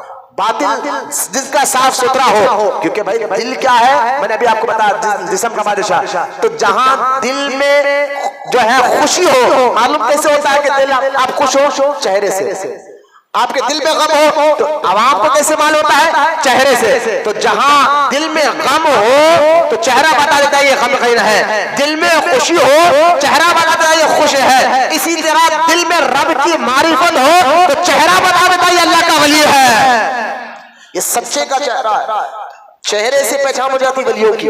کیوں؟ کیونکہ ان کے دل میں اللہ کی معرفت ہوتی ہے، ان کے دل میں اللہ تعالیٰ کا نور کی تجلی کے جلوے پڑتے ہیں. اگر کوئی بدعقیدہ وہابی کہے یہ تو شرک کی بات ہے کہ ایک اللہ کا نور اس کی تجلی انسان کے دل پر کیسے پڑ سکتی ہے، یہ غلط بات ہے. تو قرآن سے پوچھو کیا ایسا ہو سکتا ہے؟ تو قرآن کہے گا ہاں ہو سکتا ہے، ہو سکتا ہے ایسا. بولے کہاں؟ تو سورہ طٰہٰ پڑھ کر دیکھے. موسیٰ علیہ السلام رات کا وقت ہے، سردی کے رات ہے، اپنی بیوی صفورہ کو لے کر جنگل سے جا رہے ہیں. آپ کی بیوی کو سردی زیادہ لگی، آپ اپنی بیوی کو کہا یہاں ٹھہرو، کچھ آگ تلاش کرتا ہو. آگ کی تلاش میں دیکھا دور ایک روشنی نظر آئی، آپ نے سمجھے کہ وہاں روشنی جو نظر آ رہی ہے کچھ آگ وہاں مل جائے گی. آپ اس کے قریب گئے تو دیکھا جو روشنی نظر آ رہی تھی وہ روشنی کسی آگ کی نہیں تھی بلکہ ایک جھاڑ سے نکل رہی تھی. کیا لکھ رہی تھی؟ ایک جھاڑ سے. سورہ طٰہٰ پڑھ کر دیکھ، سورہ طٰہٰ. حضرت موسیٰ علیہ السلام اس جھاڑ کو دیکھا، روشنی نکل رہی ہے، نور نکل رہا ہے، اور اس روشنی سے آواز آتی ہے اے موسیٰ میں تیرا خدا ہوں. معاذاللہ اس کا مطلب جھاڑ خدا نہیں ہو گیا تھا. سنیے اس جھاڑ پر اللہ نے اپنے نور کی تجلی ڈالی تھی اور آواز آ رہی ہے میں تیرا خدا ہوں، میں نے تجھے رسول بنایا ہے. الغرض جب اللہ تعالیٰ اپنے نور کی تجلی جھاڑ پر ڈال سکتا ہے، قرآن سے پتہ چل رہا ہے، تو کیا اللہ تعالیٰ اپنے نور کی تجلی اپنے حبیب کے غلاموں کے دل پر نہیں ڈال سکتا؟ ضرور ڈالتا ہے. جب وہ روشنی اس کی معرفت کی روشنی ان اولیاء اللہ کے سینوں میں پڑتی ہے نا پھر ان کا چہرہ بھی چمکتا ہے. اس لیے حضور فرماتے ہیں جب صحابہ نے پوچھا اللہ کا ولی کون ہوتا ہے، اللہ کے رسول علیہ السلام نے فرمایا ولی وہ ہوتا ہے جس کو دیکھنے سے خدا یاد آ جاتا ہے، جس کو دیکھنے سے اللہ یاد آ جاتا ہے. تو باطن کے اندر حسد ہے. دیکھیے یہ حسد اللہ کو پسند نہیں، تکبر اللہ کو پسند نہیں، غیبت یہ دل کی بیماریاں. یہ کیا ہے؟ دل کی بیماریوں کا نام ہے. جیسا جسم بیمار پڑ جائے، ذرا یہ مسئلہ سن لیجیے، تو ہم ڈاکٹر کے پاس جاتے ہیں کہ سردی ہو گئی، بخار ہو گیا، پیٹ کا درد، سر کا درد. جسم بیمار ہو جائے شفا تو اللہ دیتا ہے لیکن ڈاکٹر کے پاس جانا پڑتا ہے، ذریعے کو اپنانا پڑتا ہے. جس طرح جسم بیمار ہو جائے تو ڈاکٹر نس دے کر پہچان لیتا ہے بیماری کیا ہے اور اس کی دوا دے دیتا ہے، اس کا علاج کر دیتا ہے. تو یہاں سے مسئلہ یہ بھی معلوم ہو گیا جسم بیمار پڑتا ہے تو ڈاکٹر کے پاس جانا، اس کی مدد لینا کوئی حرام اور شرک نہیں ہے. جس طرح جسم بیمار ہوتا ہے اسی طرح دل بھی بیمار ہوتا ہے، روح بھی بیمار ہوتی ہے. جسم کے علاج کے لیے ڈاکٹروں کے پاس جایا جاتا ہے اور اس کا علاج وہ ڈاکٹر کر دیتے ہیں. علاج تو ڈاکٹر کرتے ہیں، شفا اللہ تعالیٰ دیتا ہے، ذریعہ ڈاکٹر کا بنا دیتا ہے. تو ڈاکٹر سے مدد مانگنا کوئی شرک نہیں ہے، کوئی حرام اور ناجائز نہیں ہے. بس اسی طرح جب روح بیمار ہو جائے، دل بیمار ہو جائے، ہم ولیوں کے پاس آتے ہیں، اللہ کے دوستوں کے پاس آتے ہیں، وہ دیکھ کر اس کا علاج بتاتے ہیں. تو پتا کیا چلا کہ جس طرح ڈاکٹر کے پاس جانا کوئی حرام اور شرک کا کام نہیں ہے، ولیوں کے پاس آنا یہ بھی کوئی حرام اور شرک کا کام نہیں ہے. یہ بھی مثال بھی آپ ذہن میں لیتے چلے، لیکن یہ شرک ہو گیا. کیوں جاتے ہو غوث پاک کے پاس؟ اور میں نے کہا تم بیمار ہو نا، آؤ بیمار، یہ ڈاکٹر علاج کر کرواتے. جو باطن کے ڈاکٹر یہ اولیاء اللہ، جو اللہ تعالیٰ نے حضور کے صدقے میں ان کو مقام و مرتبہ عطا فرمایا ہے کہ دیکھ کر مرید کو دیکھ کر پہچان لیتے ہیں. ہاں نماز تو پڑھ رہا ہے، روزہ تو رکھ رہا ہے، عبادت تو کر رہا ہے، لیکن ابھی اس کے اندر غصہ بہت ہے، اب اس کا علاج کر. پیر جو ہوتا ہے نا علاج کرتا مرید کا، کہ دیکھ علاج کیا کرتا ہے، ساری چیزیں تو سب پرفیکٹ ہے، ماں کی خدمت بھی کرنا، کاروبار حلال کمانا سارے کم ہے، لیکن مزاج کے اندر غصہ زیادہ ہے، مزاج کے اندر تکبر زیادہ ہے، مزاج کے اندر حسد زیادہ ہے، مزاج کے اندر فلا چیز زیادہ ہے. اب یہ چیز کو دیکھتے تو مرشد کیا کرتے تھے، اپنی خانقاہ میں رکھ کر صرف اس کو قوالی نہیں سناتے تھے، نہ اس کو صرف کھانا کھلاتے تھے، اپنی خانقاہ میں رکھ کر مرشد جو ہے اس کی تربیت کرتے تھے اور اس کو ایسا سنوارتے ایسا لگاتے، اس کے اندر سے تکبر بھی نکل جاتا، حسد بھی نکل جاتا، تکبر بھی نکل جاتا، تغل کی عادت بھی نکل جاتی، حرص اور لالچ بھی نکل جاتی. جب یہ تمام چیزیں نکل جاتے، اب مرشد کہتے ہیں اب تو کامیاب ہو گیا، جا تجھے اللہ نے اپنا محبوب بنا لیا. اس کی کئی مثالیں میں آپ کو دے سکتا ہوں. دیکھیے لیکن میں آپ کو بتانا ہی چاہتا ہوں، تکبر یہ اللہ کو پسند نہیں، حسد یہ اللہ کو پسند نہیں، حرص یہ اللہ کو پسند نہیں، چغل خوری یہ اللہ کو پسند نہیں. تو یہ بیماریوں کا نام ہے باطنی. بخار، سر کا درد یہ ظاہری بیماریوں کا نام ہے، یہ باطنی بیماریوں کا نام ہے. جب تک یہ بیمار ہے آپ کو، اب یہاں دیکھیں ایک حدیث پاک میں اللہ کے رسول علیہ السلام نے فرمایا حسد اور جو ہے فال کا نکالنا، سرکار کے حدیث پاک ہے، حسد کرنا اور فال کا نکالنا یہ میری امت میں کبھی نہیں جائے گا، میری امت میں رہے گا، فطرت میں عادت میں رہے گا. صحابہ نے پوچھا حضور جب حسد اللہ کو پسند نہیں ہے اور فال اللہ کو پسند نہیں ہے، فال کا نکالنا، تو پھر جب پسند نہیں ہے تو اس کا علاج بھی بتا دیجئے.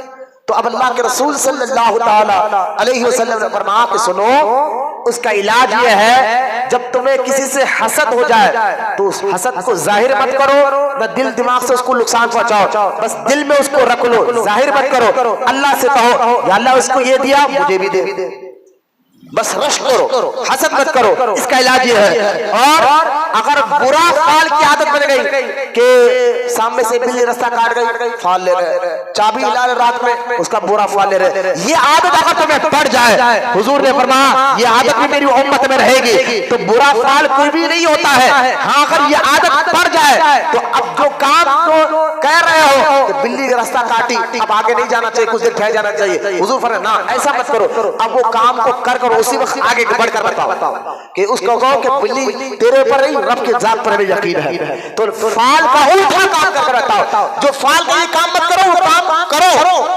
تاکہ اس کی توڑ ہو جائے، تمہیں سمجھ میں آ جائے فال وال کچھ نہیں ہوتا. لہذا حسد کے بارے میں اللہ کے رسول علیہ السلام فرماتے ہیں دیکھیں حسد، تکبر یہ سارے گناہوں کی ماں ہے.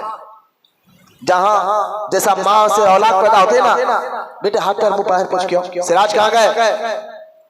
میری بات وہ سو، کیونکہ مسجد کے آداب ہے بتانا بھی ضروری ہوتا ہے، یہاں نہیں بتائیں گے تو پھر بتائیں گے کام، دین کا کام ممبر پہ ہی بتایا جاتا ہے. لہذا حسد کیا ہے یہ اللہ کو پسند نہیں، اس کا مطلب سمجھیے آپ، حسد کا مطلب کیا؟ یہ بہت بیماری ہے، ہر ایک انسان کے اندر ہوتی ہے. اب آپ تلاش کریں کہ ہمارے اندر بھی ہے تو فوراً اس کو کرنا کیا چاہیے، اس کا علاج کیا ہے. دیکھیں حسد کا علاج میں آپ کو بتاتا ہوں.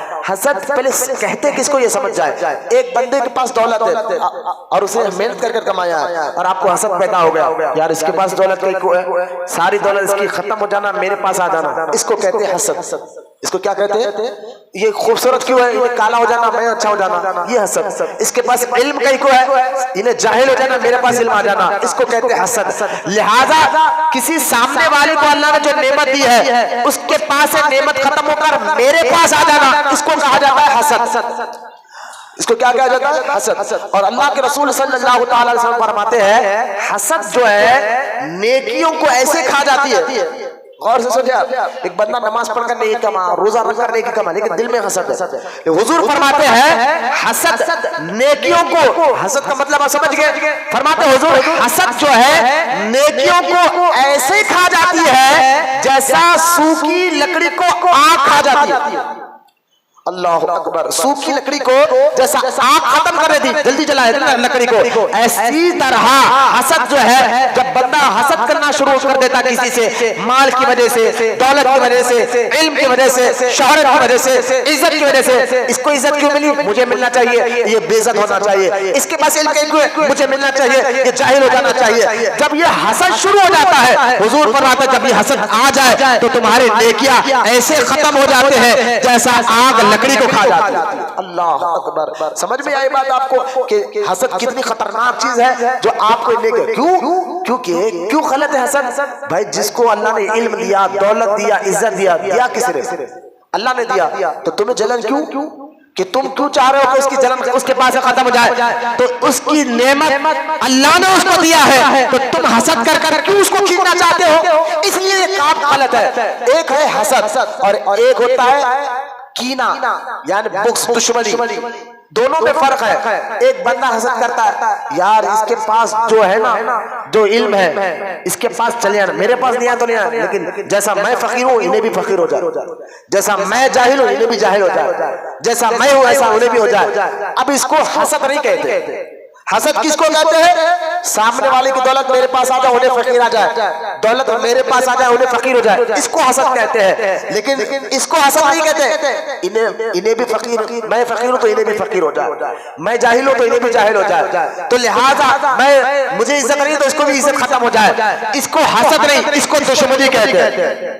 اس کو حسد نہیں کہتے، اس کو بغض کہا جاتا ہے، اس کو کینہ کہا جاتا ہے، اس کو دشمنی کہا جاتا ہے. آپ غور کریں یہ کتنی خطرناک بیماری ہے. جب یہ بندے کے مزاج کے اندر ڈھل جاتا ہے، آ جاتا ہے، اتر جاتا ہے تو پھر بندے کے نیکیاں ختم ہونے لگ جاتے ہیں. حسد تمہارے نیکی کو بھی کھا جاتا ہے. بغض اور کینے کی وجہ سے تمہارا باطن کبھی صاف و ستھرا نہیں ہوگا. جب باطن صاف ستھرا نہیں ہوگا تو تمہیں نہ اللہ کی معرفت سمجھ میں آئے گی، نہ اللہ کی عبادت سمجھ میں آئے گی، نہ قرآن پڑھنے میں دل لگے گا، نہ روزہ رکھنے میں دل لگے گا، نہ مسجدوں میں بے چین کیوں مسجد میں دل نہیں لگ رہا ہے؟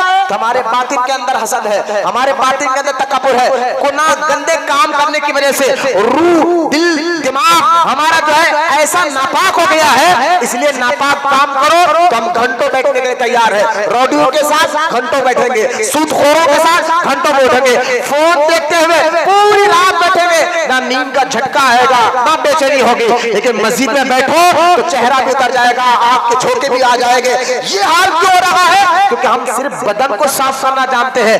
بدن کے ساتھ ساتھ دل، دماغ اگر صاف ستھرا ہو جائے پھر اس ایمان اور اس عبادت کی مٹھاس تمہارے دل میں بھی اترے گی اور تمہارے روح میں بھی اترے گی. یہ ہے اسلام ہمارا جو آپ کے باطنی اخلاق کو بھی صاف اور ستھرا کرنا جانتا ہے. آپ دیکھیں حسد جب آ جائے تو اس کے کئی نقصانات جو ہو جاتے ہیں. جیسا کہ آتا ہے حسد نیکیوں کو ضائع کر دیتا ہے. حسد جو ہے انسان کو گناہوں کے ارتکاب تک پہنچا دیتا ہے، کیونکہ حسد غیبت کراتا ہے. حسد کی وجہ سے بندہ غیبت کرنا شروع کر دیتا ہے، حسد کی وجہ سے بندہ جھوٹ بولنا شروع کر دیتا ہے، حسد کی وجہ سے بندہ گالی گلوچ کرنا شروع کر دیتا ہے. حسد جو یہ فطرت میں مزاج میں رکھی گئی ہے، اب اس کو بچنا کیسا ہے؟ حضور کہتے ہیں حسد تو رہے گا لیکن بچنا کیسا ہے؟ تو اب حضور فرماتے ہیں دیکھو اب حسد سے بچنا ہے تو ایک راستہ، بولے کیا؟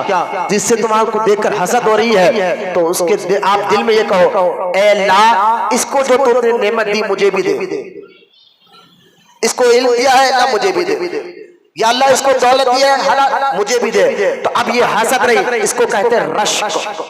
بولو سبحان اللہ. اس کا علاج بتا رہا ہوں میں حسد کا، کیونکہ علاج نہیں بتائیں گے تو پھر آپ کو اندر سے حسد جائے گا کیسا؟ حسد تو آئے گا، نکلے گا کیسا؟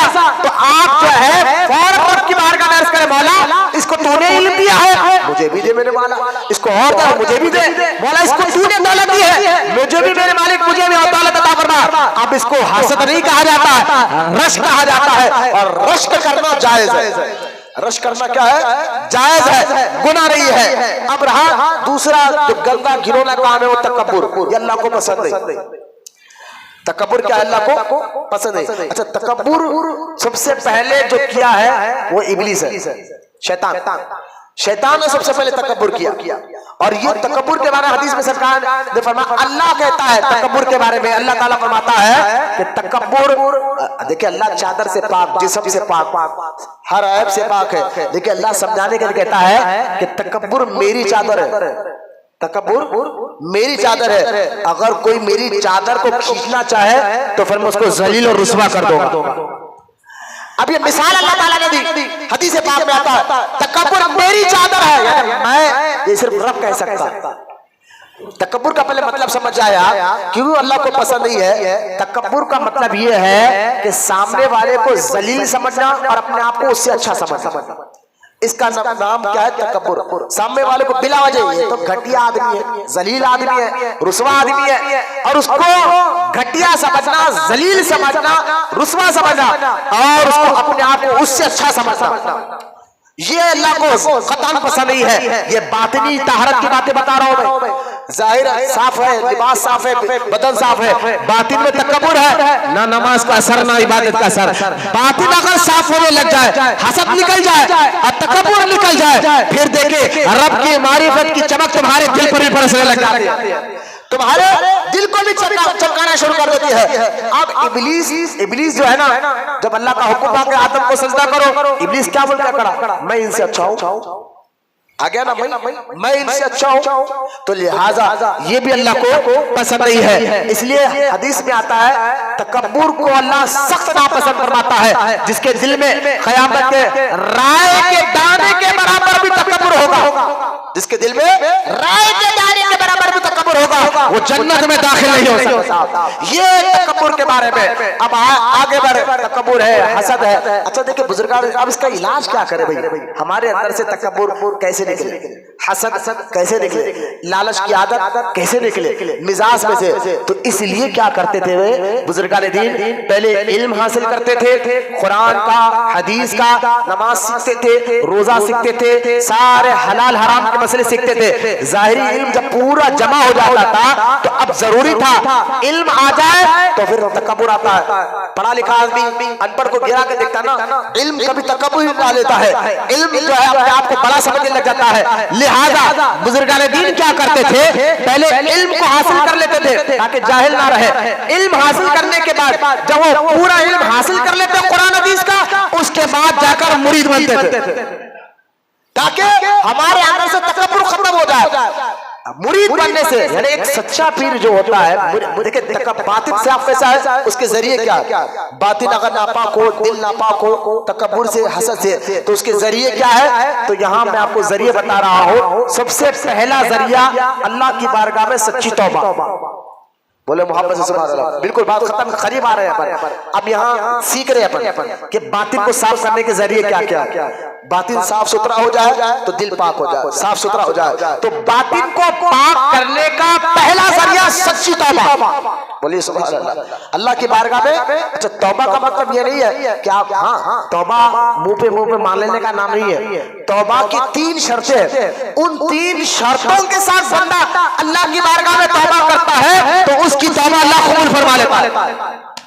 تو اس کے بعد باطن کے پہلی سیڑھی یعنی طریقت کی روح صاف ہونے کے لیے، دل صاف ہونے کے لیے، ذہن صاف ہونے کے لیے اس کی پہلی سیڑھی کا نام توبہ ہے۔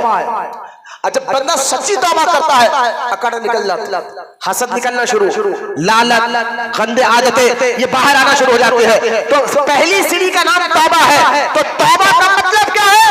صرف منہ پہ ہاتھ مان لینے کا نام توبہ نہیں ہے، اس کی 3 شرطیں ہیں۔ ان 3 شرطوں کے ساتھ جو اللہ کی بارگاہ میں توبہ کرتا ہے، اللہ تعالیٰ اس کی توبہ کو قبول فرما لیتا ہے۔ اچھا وہ 3 شرطیں ابھی بیٹھے بیٹھے وہ 3 شرطوں کو ذہن میں رکھ کر توبہ کر لے، اللہ قبول فرما لے۔ وہ 3 شرطیں پہلے ذہن میں رہنا چاہیے توبہ کرنے والے کے لیے۔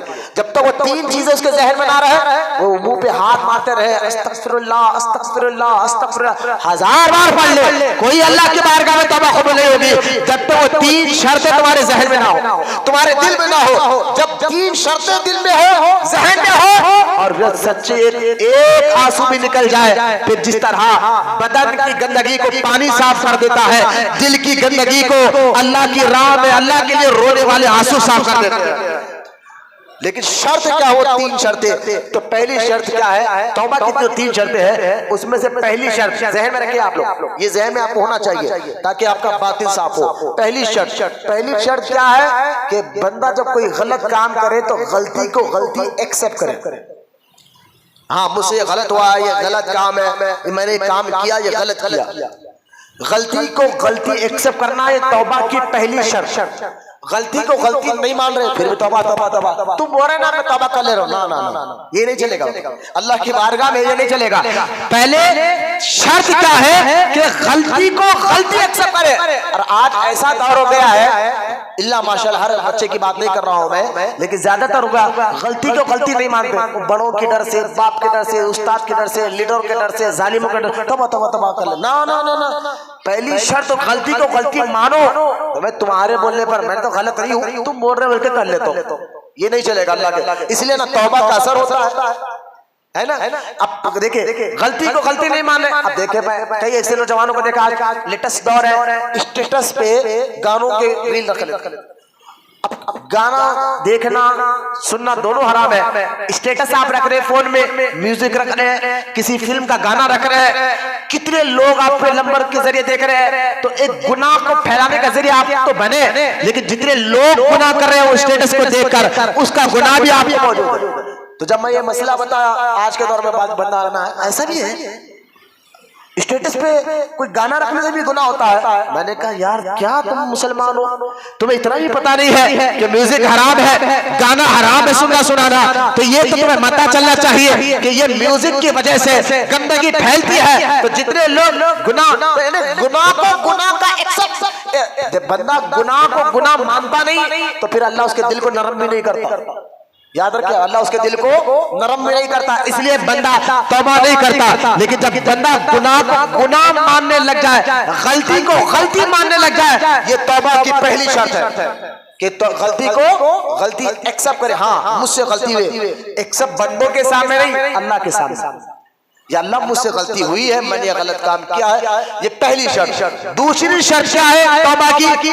اے اللہ یہ تو مجھ سے غلطی ہے، ہوئی کیسا مولا معاف کر، یعنی اس غلطی پر غم کا اظہار کرنا، افسوس کا اظہار کرنا، یہ دوسری شرط ہے توبہ کی۔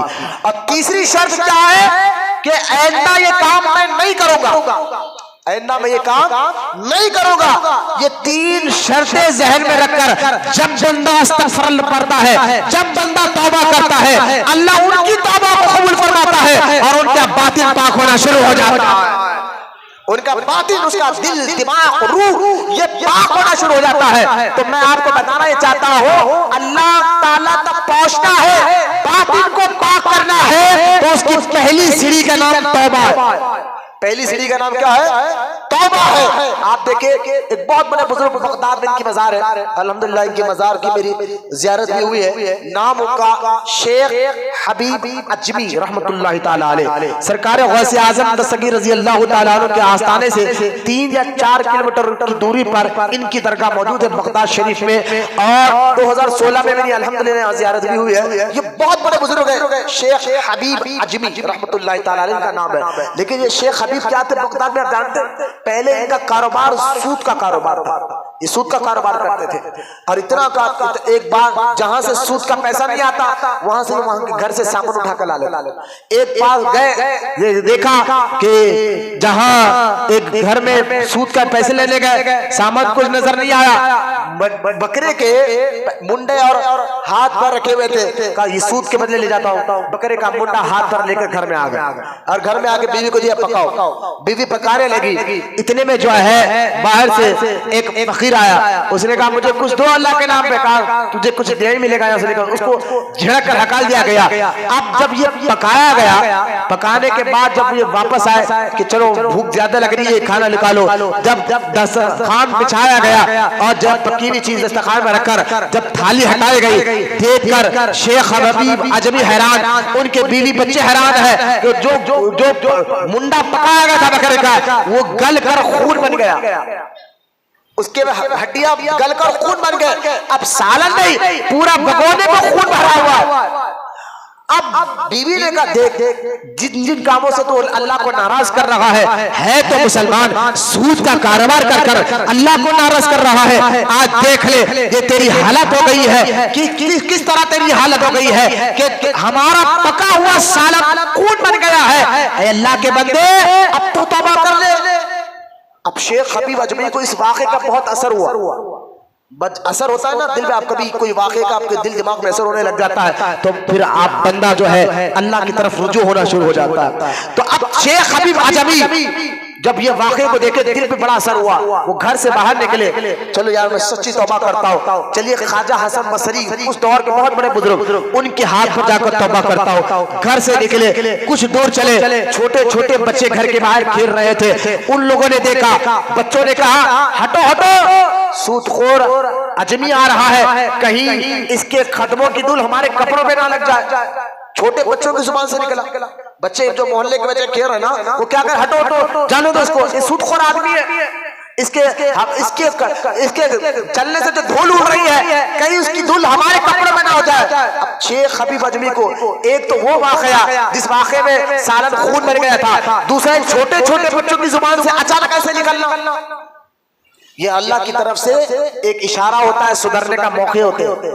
یہ موقع ہمیں بھی ملتے ہیں لیکن ہم سمجھ نہیں پاتے. کبھی اچانک بیمار ہو جاتے ہیں، موقع مل رہا ہے، توبہ کرو. کیا وجہ ہے؟ کیا غلط کام کر رہے ہو؟ کیا اللہ کو ناراض کرنے والا کام کر رہے ہو؟ تو لہٰذا یہ موقع اللہ تعالیٰ ہر بندے کو دیتا ہے، اشارے پر سمجھ میں آنا چاہیے. اب شیخ حبیب عجمی رحمۃ اللہ تعالیٰ علیہ کو یہ دل پہ ایک تو سالن خون بن گیا، دوسرا بچوں کی زبان سے جو نکلا، آپ کا دل اور اللہ کے خوف میں تڑپنے لگا. آپ سیدھا پہنچے حضرت خواجہ حسن بصری کی بارگاہ میں اور جا کر ان کے ہاتھ پر ہاتھ دے کر سچی توبہ کی اللہ کی بارگاہ میں.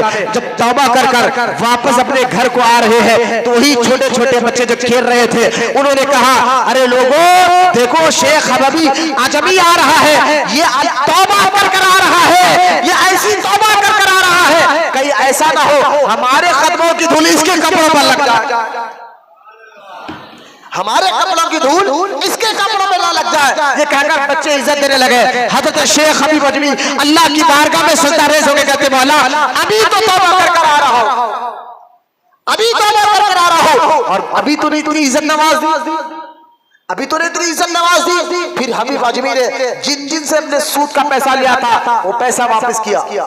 ہاں یہ بھی ضروری ہے، ایک بندے کی زمین ہڑپ لو، سچی توبہ کر لو، نہیں ہوگا جب تک اس بندے کا حق ادا نہ کرے.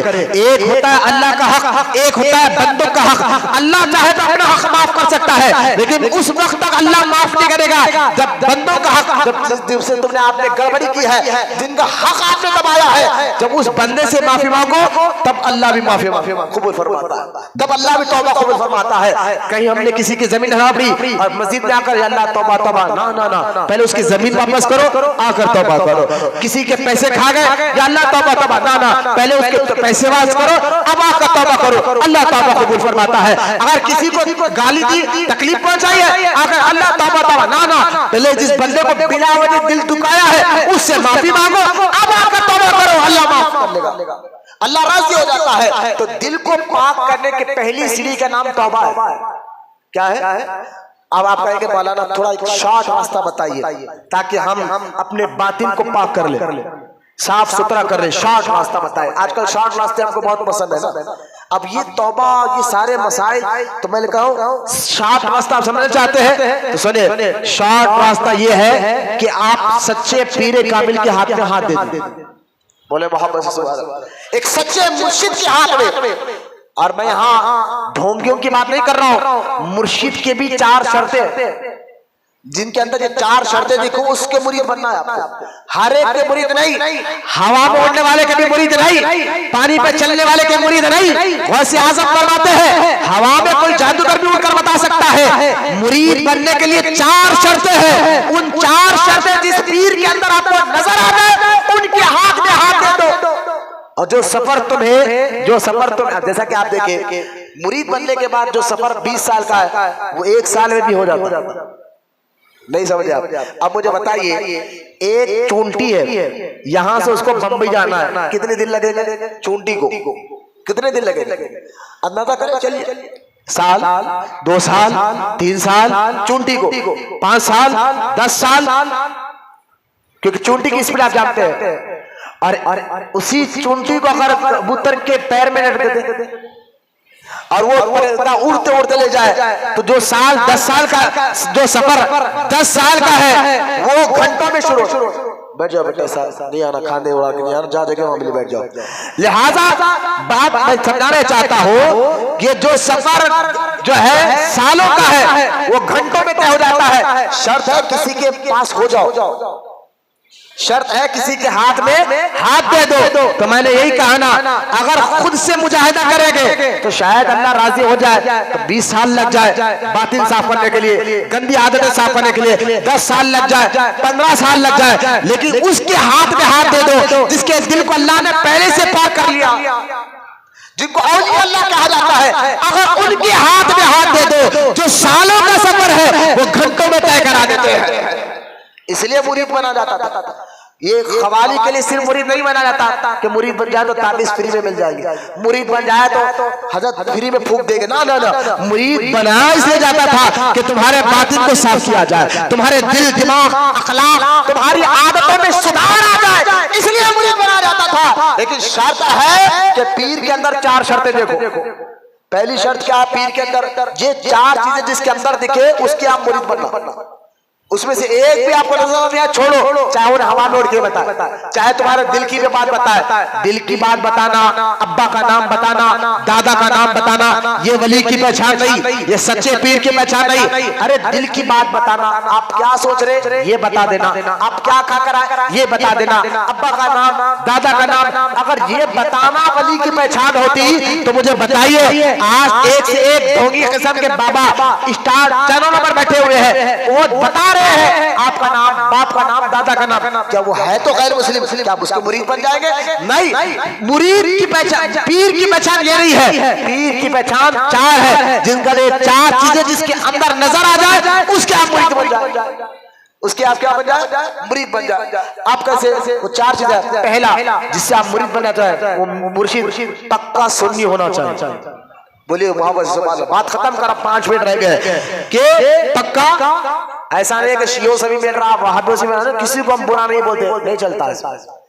غوث پاک رضی اللہ تعالیٰ نے اپنی کتاب غنیت الطالبین پڑھے, غوث پاک نے سب سے پہلے بدعقیداؤں کا رد کیا. غوث پاک, غوث اعظم کے دور میں رافضیہ بہت تھے, شیعہ بہت تھے, آپ نے ان کا رد کیا. تو غلط کو غلط بولنا یہ غلط نہیں ہے, یہ تو دین ہے. دن کو دن بولو, رات کو رات بولو, یہ کیا بات ہو گئی؟ کوئی برا نہیں ہے. نا نا نا بھائی, جو اللہ رسول کا دشمن ہے وہ ولیوں کا بھی دشمن ہے, جو دین کا دشمن ہے. خیر, کہ پیر پکا سنی ہونا یہ پہلی شرط. اگر وہ وہابیوں سے بھی مل رہا ہے, شیعوں سے مل رہا ہے, وہ نہیں, شرط ہے پکا سنی. ادھر ڈکمک نہیں ہونا, تھالی کا بیگن نہیں بننا کہ جدھر چھوڑ دی کہ ادھر جھک جائے. نا نا, پکا سنی ہونا پہلی شرط. اور دوسری شرط ہے کہ پیر عالم ہونا. جاہلوں سے مرید بنیں گے تو فائدہ کیا؟ اگر پیر کو ہی پتا نہیں کہ حلال کیا ہے حرام کیا ہے تو اس کا فائدہ کیا ہے؟ عالم ہونا. اگر عالم نہیں بھی ہے, اتنی صلاحیت پیر کے اندر ہونا چاہیے کہ وہ مرید کو حرام حلال کا مسئلہ کتاب کھول کر خود سے بتا سکے. یہ شرط ظاہر میں کیا ہم سمجھ رہے کہ بہت بڑے بابا بڑا شملہ پہ لیے حرام پیلا تو بہت بڑے پیر صاحب ہو گئے. نا نا نا, یہ پہلا پکا سنی ہونا. دوسرا عالم ہونا. جاہلوں سے پیر مرید نہیں ہو جاتا. جاہل قسم کے لوگ آپ کو کیا سکھائیں گے؟ دین سکھائیں گے آپ کو. جاہل قسم کے ہم مرید ہو جاتے جاہلوں کے ہاتھ میں. ارے مرید کہیں ہوا بھائی؟ ارے دل کی بات بتا دیا انہوں. اچھا, دل کی بات بتا دی, نہ وہ نماز کے پابند, نہ دین کے پابند, نہ وہ عالم ہے, نہ حلال حرام کے مسئلے معلوم ہے, جائز نہ جائز کوئی مسئلے معلوم نہیں ہے, بس مرید بن گئے. لیکن سچے پیر ایسے نہیں ہوتے تھے. تو دوسری شرط کیا ہے؟ عالم ہونا. اور تیسری شرط کیا ہے پیر کی؟ کہ وہ ایک تو پہلی شرط سنی ہونا, دوسرا عالم ہونا, تیسری شرط وہ قرآن حدیث پر عمل کرنے والا ہونا. نمازی, پرہیزگار, متقی ہونا. ایسا نہیں ہے آج داڑھی رکھا کل کاٹ لے, آج نماز پڑھا کل چھوڑ دے, آج روزہ رکھا کل چھوڑ دے. ارے حضرت آپ نماز کیوں نہیں پڑھے؟ ہم تو مکے میں جا کے پڑھتے. ارے روزہ کیوں نہیں رکھ رہے؟ ہم تو مکے میں روزہ رکھتے. جسم یہ ہے روح نماز پڑھ رہی ہے, جسم یہ ہے روح روزہ رکھ رہی ہے. نا نا نا بابا, یہ 2 نمبر ہی نہیں چلے گی. اگر ایسی بات ہے آپ اتنے پہنچے ہوئے ہیں کہ آپ کا جسم یہاں رہتا, نماز آپ کی روح مکے میں جا کر پڑھتی ہے, تو آپ اتنے واقعی پہنچے ہوئے ہیں, تو کھانا یوں کیا کھا رہے؟ کھانا یہاں کیوں کھا رہے بھائی؟ اس کو پیسے دو, جا کے مکے میں کھا لو. کھانا پینا یہاں اور کہہ رہے نماز نہیں, نماز سمجھ. تو یہ غوث اعظم فرماتے ہیں کہ میں نے 90 سال کی زندگی میں بے نمازی کے ہاتھ سے پانی تک نہیں پیا. بے نمازی کے ہاتھ سے پانی تک نہیں پیا تو وہ غوث اعظم بے نمازی کو ولی بنا دیں گے؟ کیسے ہو سکتا ہے؟ تو لہٰذا دھوکہ دے کے بھی کہا دیا جا رہا ہے، ہاتھ میں پھول دے کر کوئی بھی دھوکہ بنا دے سکتا ہے۔ ان دھوکوں سے ہوشیار رہیے۔ سنی ہونا پہلی شرط، عالم ہونا دوسری شرط، تیسری شرط قرآن حدیث کا پابند ہونا، متقی پرہیزگار ہونا، یہ تیسری شرط ہے۔ اور چوتھی شرط اس کا شجرہ درست ہونا، کہ ان کے پیر کون، ان کے پیر کون، ان کے پیر کون، جیسے تمہارے ابا کون، دادا کون، پردادا کون، اسی طرح تمہارا پیر کون، دادا پیر کون، پردادا پیر کون، اس طرح اوپر شجرہ جا کر ان کا شجرہ حضور سے ملنا۔ اگر دیکھیں کنیکشن ڈائریکٹ ملا ہوا ہے تو فیض آتا، کہیں بھی کنیکشن کٹ جا، یعنی جہاں الیکٹرک آپ کی پیدا ہوتی ہے جہاں، وہاں سے آپ کا کنیکشن کٹ جائے، وائر لگا لے، لائٹ لگا لے، روشنی نہیں آئے گی۔ کنیکشن آپ کا الیکٹرک سے جڑا ہوا ہونا چاہیے، کھمبے سے، جنکشن سے جڑا ہونا چاہیے، اس میں کرنٹ ہونا چاہیے تو اس میں روشنی آتی ہے، بلب میں، لائٹ میں۔ اسی طرح شجرہ اگر درست ہو تمہارا، پیر سے لے کر حضور تک، پھر وہ فیض تمہارے روح میں بھی آتا، تمہارے باطن کے اندر آتا۔ تو اس لیے کیا کرتے تھے پہلے کے لوگ؟ پہلے مدرسے میں بچے کو پڑھاتے تھے، اس کے بعد خانقاہ میں جا کر مرید بنائے۔ کیوں کہ مرشد کیا کرتے؟ سالوں کا سفر، یعنی 10 سال کا سفر 1 سال میں ختم کرے۔ بولو نا سبحان اللہ۔ جیسا کہ آپ دیکھیں، بات ختم کر رہا ہوں، سردار بیگ صاحب رحمت اللہ تعالی علیہ، جن کا مزار یہی آغا پورا میں موجود ہے، سردار بیگ صاحب رحمت اللہ تعالی علیہ۔ میں بتانا یہ چاہتا ہوں کہ مرشد باطن کو کیسے صاف کرتے ہیں، اور اسلام چاہتا ہے تم ظاہر صاف کرو، باطن بھی صاف کرو، کامیابی اللہ ضرور عطا فرماتا ہے۔ لہذا آپ غور کریں، حضرت سردار بیگ صاحب قبلہ رحمت اللہ تعالی علیہ کے پاس ایک مالدار کروڑ پتی آدمی کا ایک بچہ، وہ سیٹ تھے، کروڑ پتی تھے، کاروبار تھا ان کا، تجارت تھا کپڑوں کا، بہت مالدار تھے، آج سے 100-200 سال پہلے کی بات ہے۔ انہوں نے کیا کیا؟ اپنے بیٹے کو حافظ بنا، مدرسے سب پڑھا، اب پڑھا کر کہا کہ بیٹے حافظ تو بن گئے، عالم تو بن گئے، لیکن اندر کی گندگی بھی صاف ہونا ضروری ہے، تکبر، حسد، یہ ساری گندگی، فکر اور سوچ صاف ہونا ضروری ہے، اور اس کے لیے ایک مرد کامل کی ضرورت ہے۔ چلو میں تمہیں مرید بناتا ہوں۔ سردار بیگ صاحب کی بارگاہ میں لے کر گئے، حضور یہ میرا بچہ فلاں فلاں بن گیا ہے، کوالٹیاں سب ہے اس کے اندر، مرید بنانا ہے، آپ مرید بنا لیجئے۔ سردار بیگ صاحب نے فرمایا بناؤں گا، لیکن پہلے کچھ دن میرے اندر چھوڑ دو، میرے خانقاہ میں میرے پاس چھوڑ دو، پہلے دیکھ تو لوں عادت کیسے ہے، تربیت تو کرنا ہے نا، مرشد کی ذمہ داری تربیت کرنے کی ہے، عادت کیسی ہے۔ کیوں؟ کیونکہ مرشد جو ہے نا ڈاکٹر کی طرح ہوتا ہے، اور ڈاکٹر جس طرح مریض کو دیکھ کر پہچان لیتا ہے، ہاں اس کے اندر یہ بیماری ہے، تو پھر بیماری کو بھی پہچانتا ہے، پھر وہ ڈاکٹر اس بیماری کا علاج بھی کرتا ہے۔ تو اسی طرح مرشد ایک روحانی ڈاکٹر ہوتے ہیں، مرید کو پہچان لیتے ہیں، اچھا نماز تو پڑھ رہا، روزہ تو رکھ رہا، یہ ایک بیماری اس کے اندر ہے، وہ تکبر کی ہے، غصے کی بیماری ہے۔ اب کیا کرتے مرشد؟ کیا ہے؟ اس کا علاج کرتے۔ تو سردار بیگ صاحب نے دیکھا کہ تو کروڑ پتی آدمی کا بیٹا ہے، اب کروڑ پتی آدمی کا بیٹا کیسے نرم بستر پر سویا ہوگا، کیسے کپڑے پہنے ہوں گے، انہیں تو غریبی کبھی دیکھا نہیں ہوگا، لیکن سردار بیگ صاحب کہتے ہیں ٹھیک ہے، اس کو میرے شرط یہ ہے کہ پہلے آپ میرے پاس چھوڑ دیجئے، اس کے بعد آپ جائیے، میں جو دیکھ رہا ہے۔ تو پہلے کے لوگ، سیٹ لوگ، مالدار لوگ بزرگوں کی بڑی عزت کرتے تھے، مالدار لوگ تو چھوڑے، آوارہ لچھے قسم کے لوگ بھی اگر آج سے 100-200 سال پہلے چلے جائے، وہ بزرگوں سے بڑی عزت کرتے۔ آج دور ختم ہو گیا، آوارہ تو چھوڑ دیجئے، لچھے قسم کے، نمازی پرہیزگار بھی جو نا امام صاحب کو گھور گھور کے دیکھنے لگ جاتے ہیں، مسلیوں کو دیکھ لے، صدروں کو دیکھ لے، حالت کیا ہو گیا ہے۔ خیر اللہ نے جن کو عزت دی، آپ ان کو عزت دینے والے بنے، تو اللہ آپ کی بھی عزت کو بلند کرے گا۔ تو خیر سردار بیگ صاحب کے پاس بچے کو اس سیٹ صاحب نے چھوڑ دیا، اب سردار بیگ صاحب اس کی تربیت کر رہے ہیں۔ تربیت کیسا کرے گی؟ اس کا ذریعہ کیا اپنا ہے، دل کو نرم کرنا ہے۔ تو کیا کیا سردار بیگ صاحب نے؟ اس دور میں میتھر آتا تھا نا بکیٹ میں گندگی صاف کرنے کے لیے، 8 دن میں ایک بار، مہینے میں ایک بار وہ میتھر آیا خانقاہ میں گندگی صاف کر لے جا رہا۔ سردار بیگ صاحب نے کہا جاتے جاتے کچھ گندگی اس بچے پہ چھڑک، حضرت یہ کیا ہے؟ کہا میں کہہ رہا ہوں نا چھڑک دے، ڈاکٹر جانتا ہے کہ مریض کا علاج کیسے کرنا ہے۔ اب جاتے جاتے تھوڑی گندگی چھنکا، اب یہ بچے کی غصے کی انتہا نہیں، میرے کپڑے صاف نہیں، یہ کر دیا وہ کر دیا، چیخ پکارا۔ سردار بیگ صاحب نے دیکھا، اس کو تو بھیجا دیا اور اس کی تربیت کرنے لگے کہ بیٹا بلا وجہ غصہ نہیں، غصے کو ختم کرو. تصوف میں طریقت میں غصہ نہیں چلتا, تکبر نہیں چلتا, تربیت ہے. مہینہ گزرا, پھر دوسری بار وہ بہتر آیا, حضرت نے پھر اشارہ دیا, جاتے جاتے پھر چھڑکا. اب جاتے جاتے پھر چھڑکا تو پہلے سے غصہ تھوڑا کم. بولو نا سبحان اللہ, تھوڑا ہوتا. سردار صاحب نے اچھا ابھی اور تربیت باقی ہے. پھر تربیت, مہینہ گزرا, تیسری بار پھر بہتر آیا, حضرت نے اشارہ دیا, اب چھڑک, پھر سے چھڑکا, اب تیسری بار چھڑکا, غصہ ختم, اوٹنا ختم, پکارنا ختم, تکبر ختم, مزاج میں نرمی, اخلاق میں نرمی, سوچ میں نرمی, دل میں نرمی. جب یہ نرمی پیدا ہو گئی سردار صاحب, اب اس دل میں اللہ کا نور آئے گا.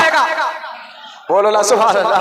اب اس دل میں نور پیدا ہوگا, اللہ کی معرفت پیدا ہوگی. اب ظاہر میں تیرا صاف ہے, باطن تیرا نرم پڑ گیا ہے. اب اللہ اپنا نور کے جلوے تیرے اندر داخل فرمائے گا. اب تو جائے گا, تجھے دیکھ کر لوگ اللہ کا ذکر کرنے لگ جائے گا. یہ ہے باطن کی طہارت, یہ ہے باطن کی صفیت, یہ ہے باطن کا مقام مرتبہ. بس ایک سچے پیر, ایک تو توبہ کرے, دوسرا سچے پیر کے ہاتھ میں ہاتھ دے, پھر یہ آپ کی تربیت کرے گے, تمہارے دل کو نرم, تمہارے اخلاق کو نرم کریں گے. اللہ کی بارگاہ میں دعا کرتا ہوں, اللہ تعالیٰ ہمیں کہنے سننے سے زیادہ عمل کی توفیق عطا فرمائے. اے اللہ ہمارے ظاہر کی طہارت کے ساتھ ساتھ باطنی طہارت بھی عطا فرما. اے اللہ ہمارے ظاہر کو پاک کر تو ساتھ ساتھ ہمارے باطن کو بھی پاک و ستھرا فرما. اے اللہ جتنی دیر سے ہم یہاں بیٹھے ہیں, کہنے سننے سے زیادہ مولا ہمیں عمل کی توفیق عطا فرما. مولا ہمارے اخلاق, ہمارے کردار, ہماری مزاج, ہمارے دل دماغ میں نرمی عطا فرما, اخلاق حمیدہ عطا فرما. گندے اخلاق ہمارے اندر سے باہر نکال میرے مولا. حسد, تکبر, چغل خوری, حرص, لالچ سے اللہ ہماری حفاظت فرما. جتنی دیر سے بوڑھے بچے نوجوان یہاں بیٹھے مولا, ان کے بیٹھنے کو قبول فرما, ان کے مشکلوں کو آسان فرما. مولا تمام کی دعاؤں کو سرکار مدینہ علیہ الصلوۃ والسلام کے صدقے طفیل میں قبول اور مقبول فرما. وما علینا الا البلاغ والحمد للہ رب العالمین.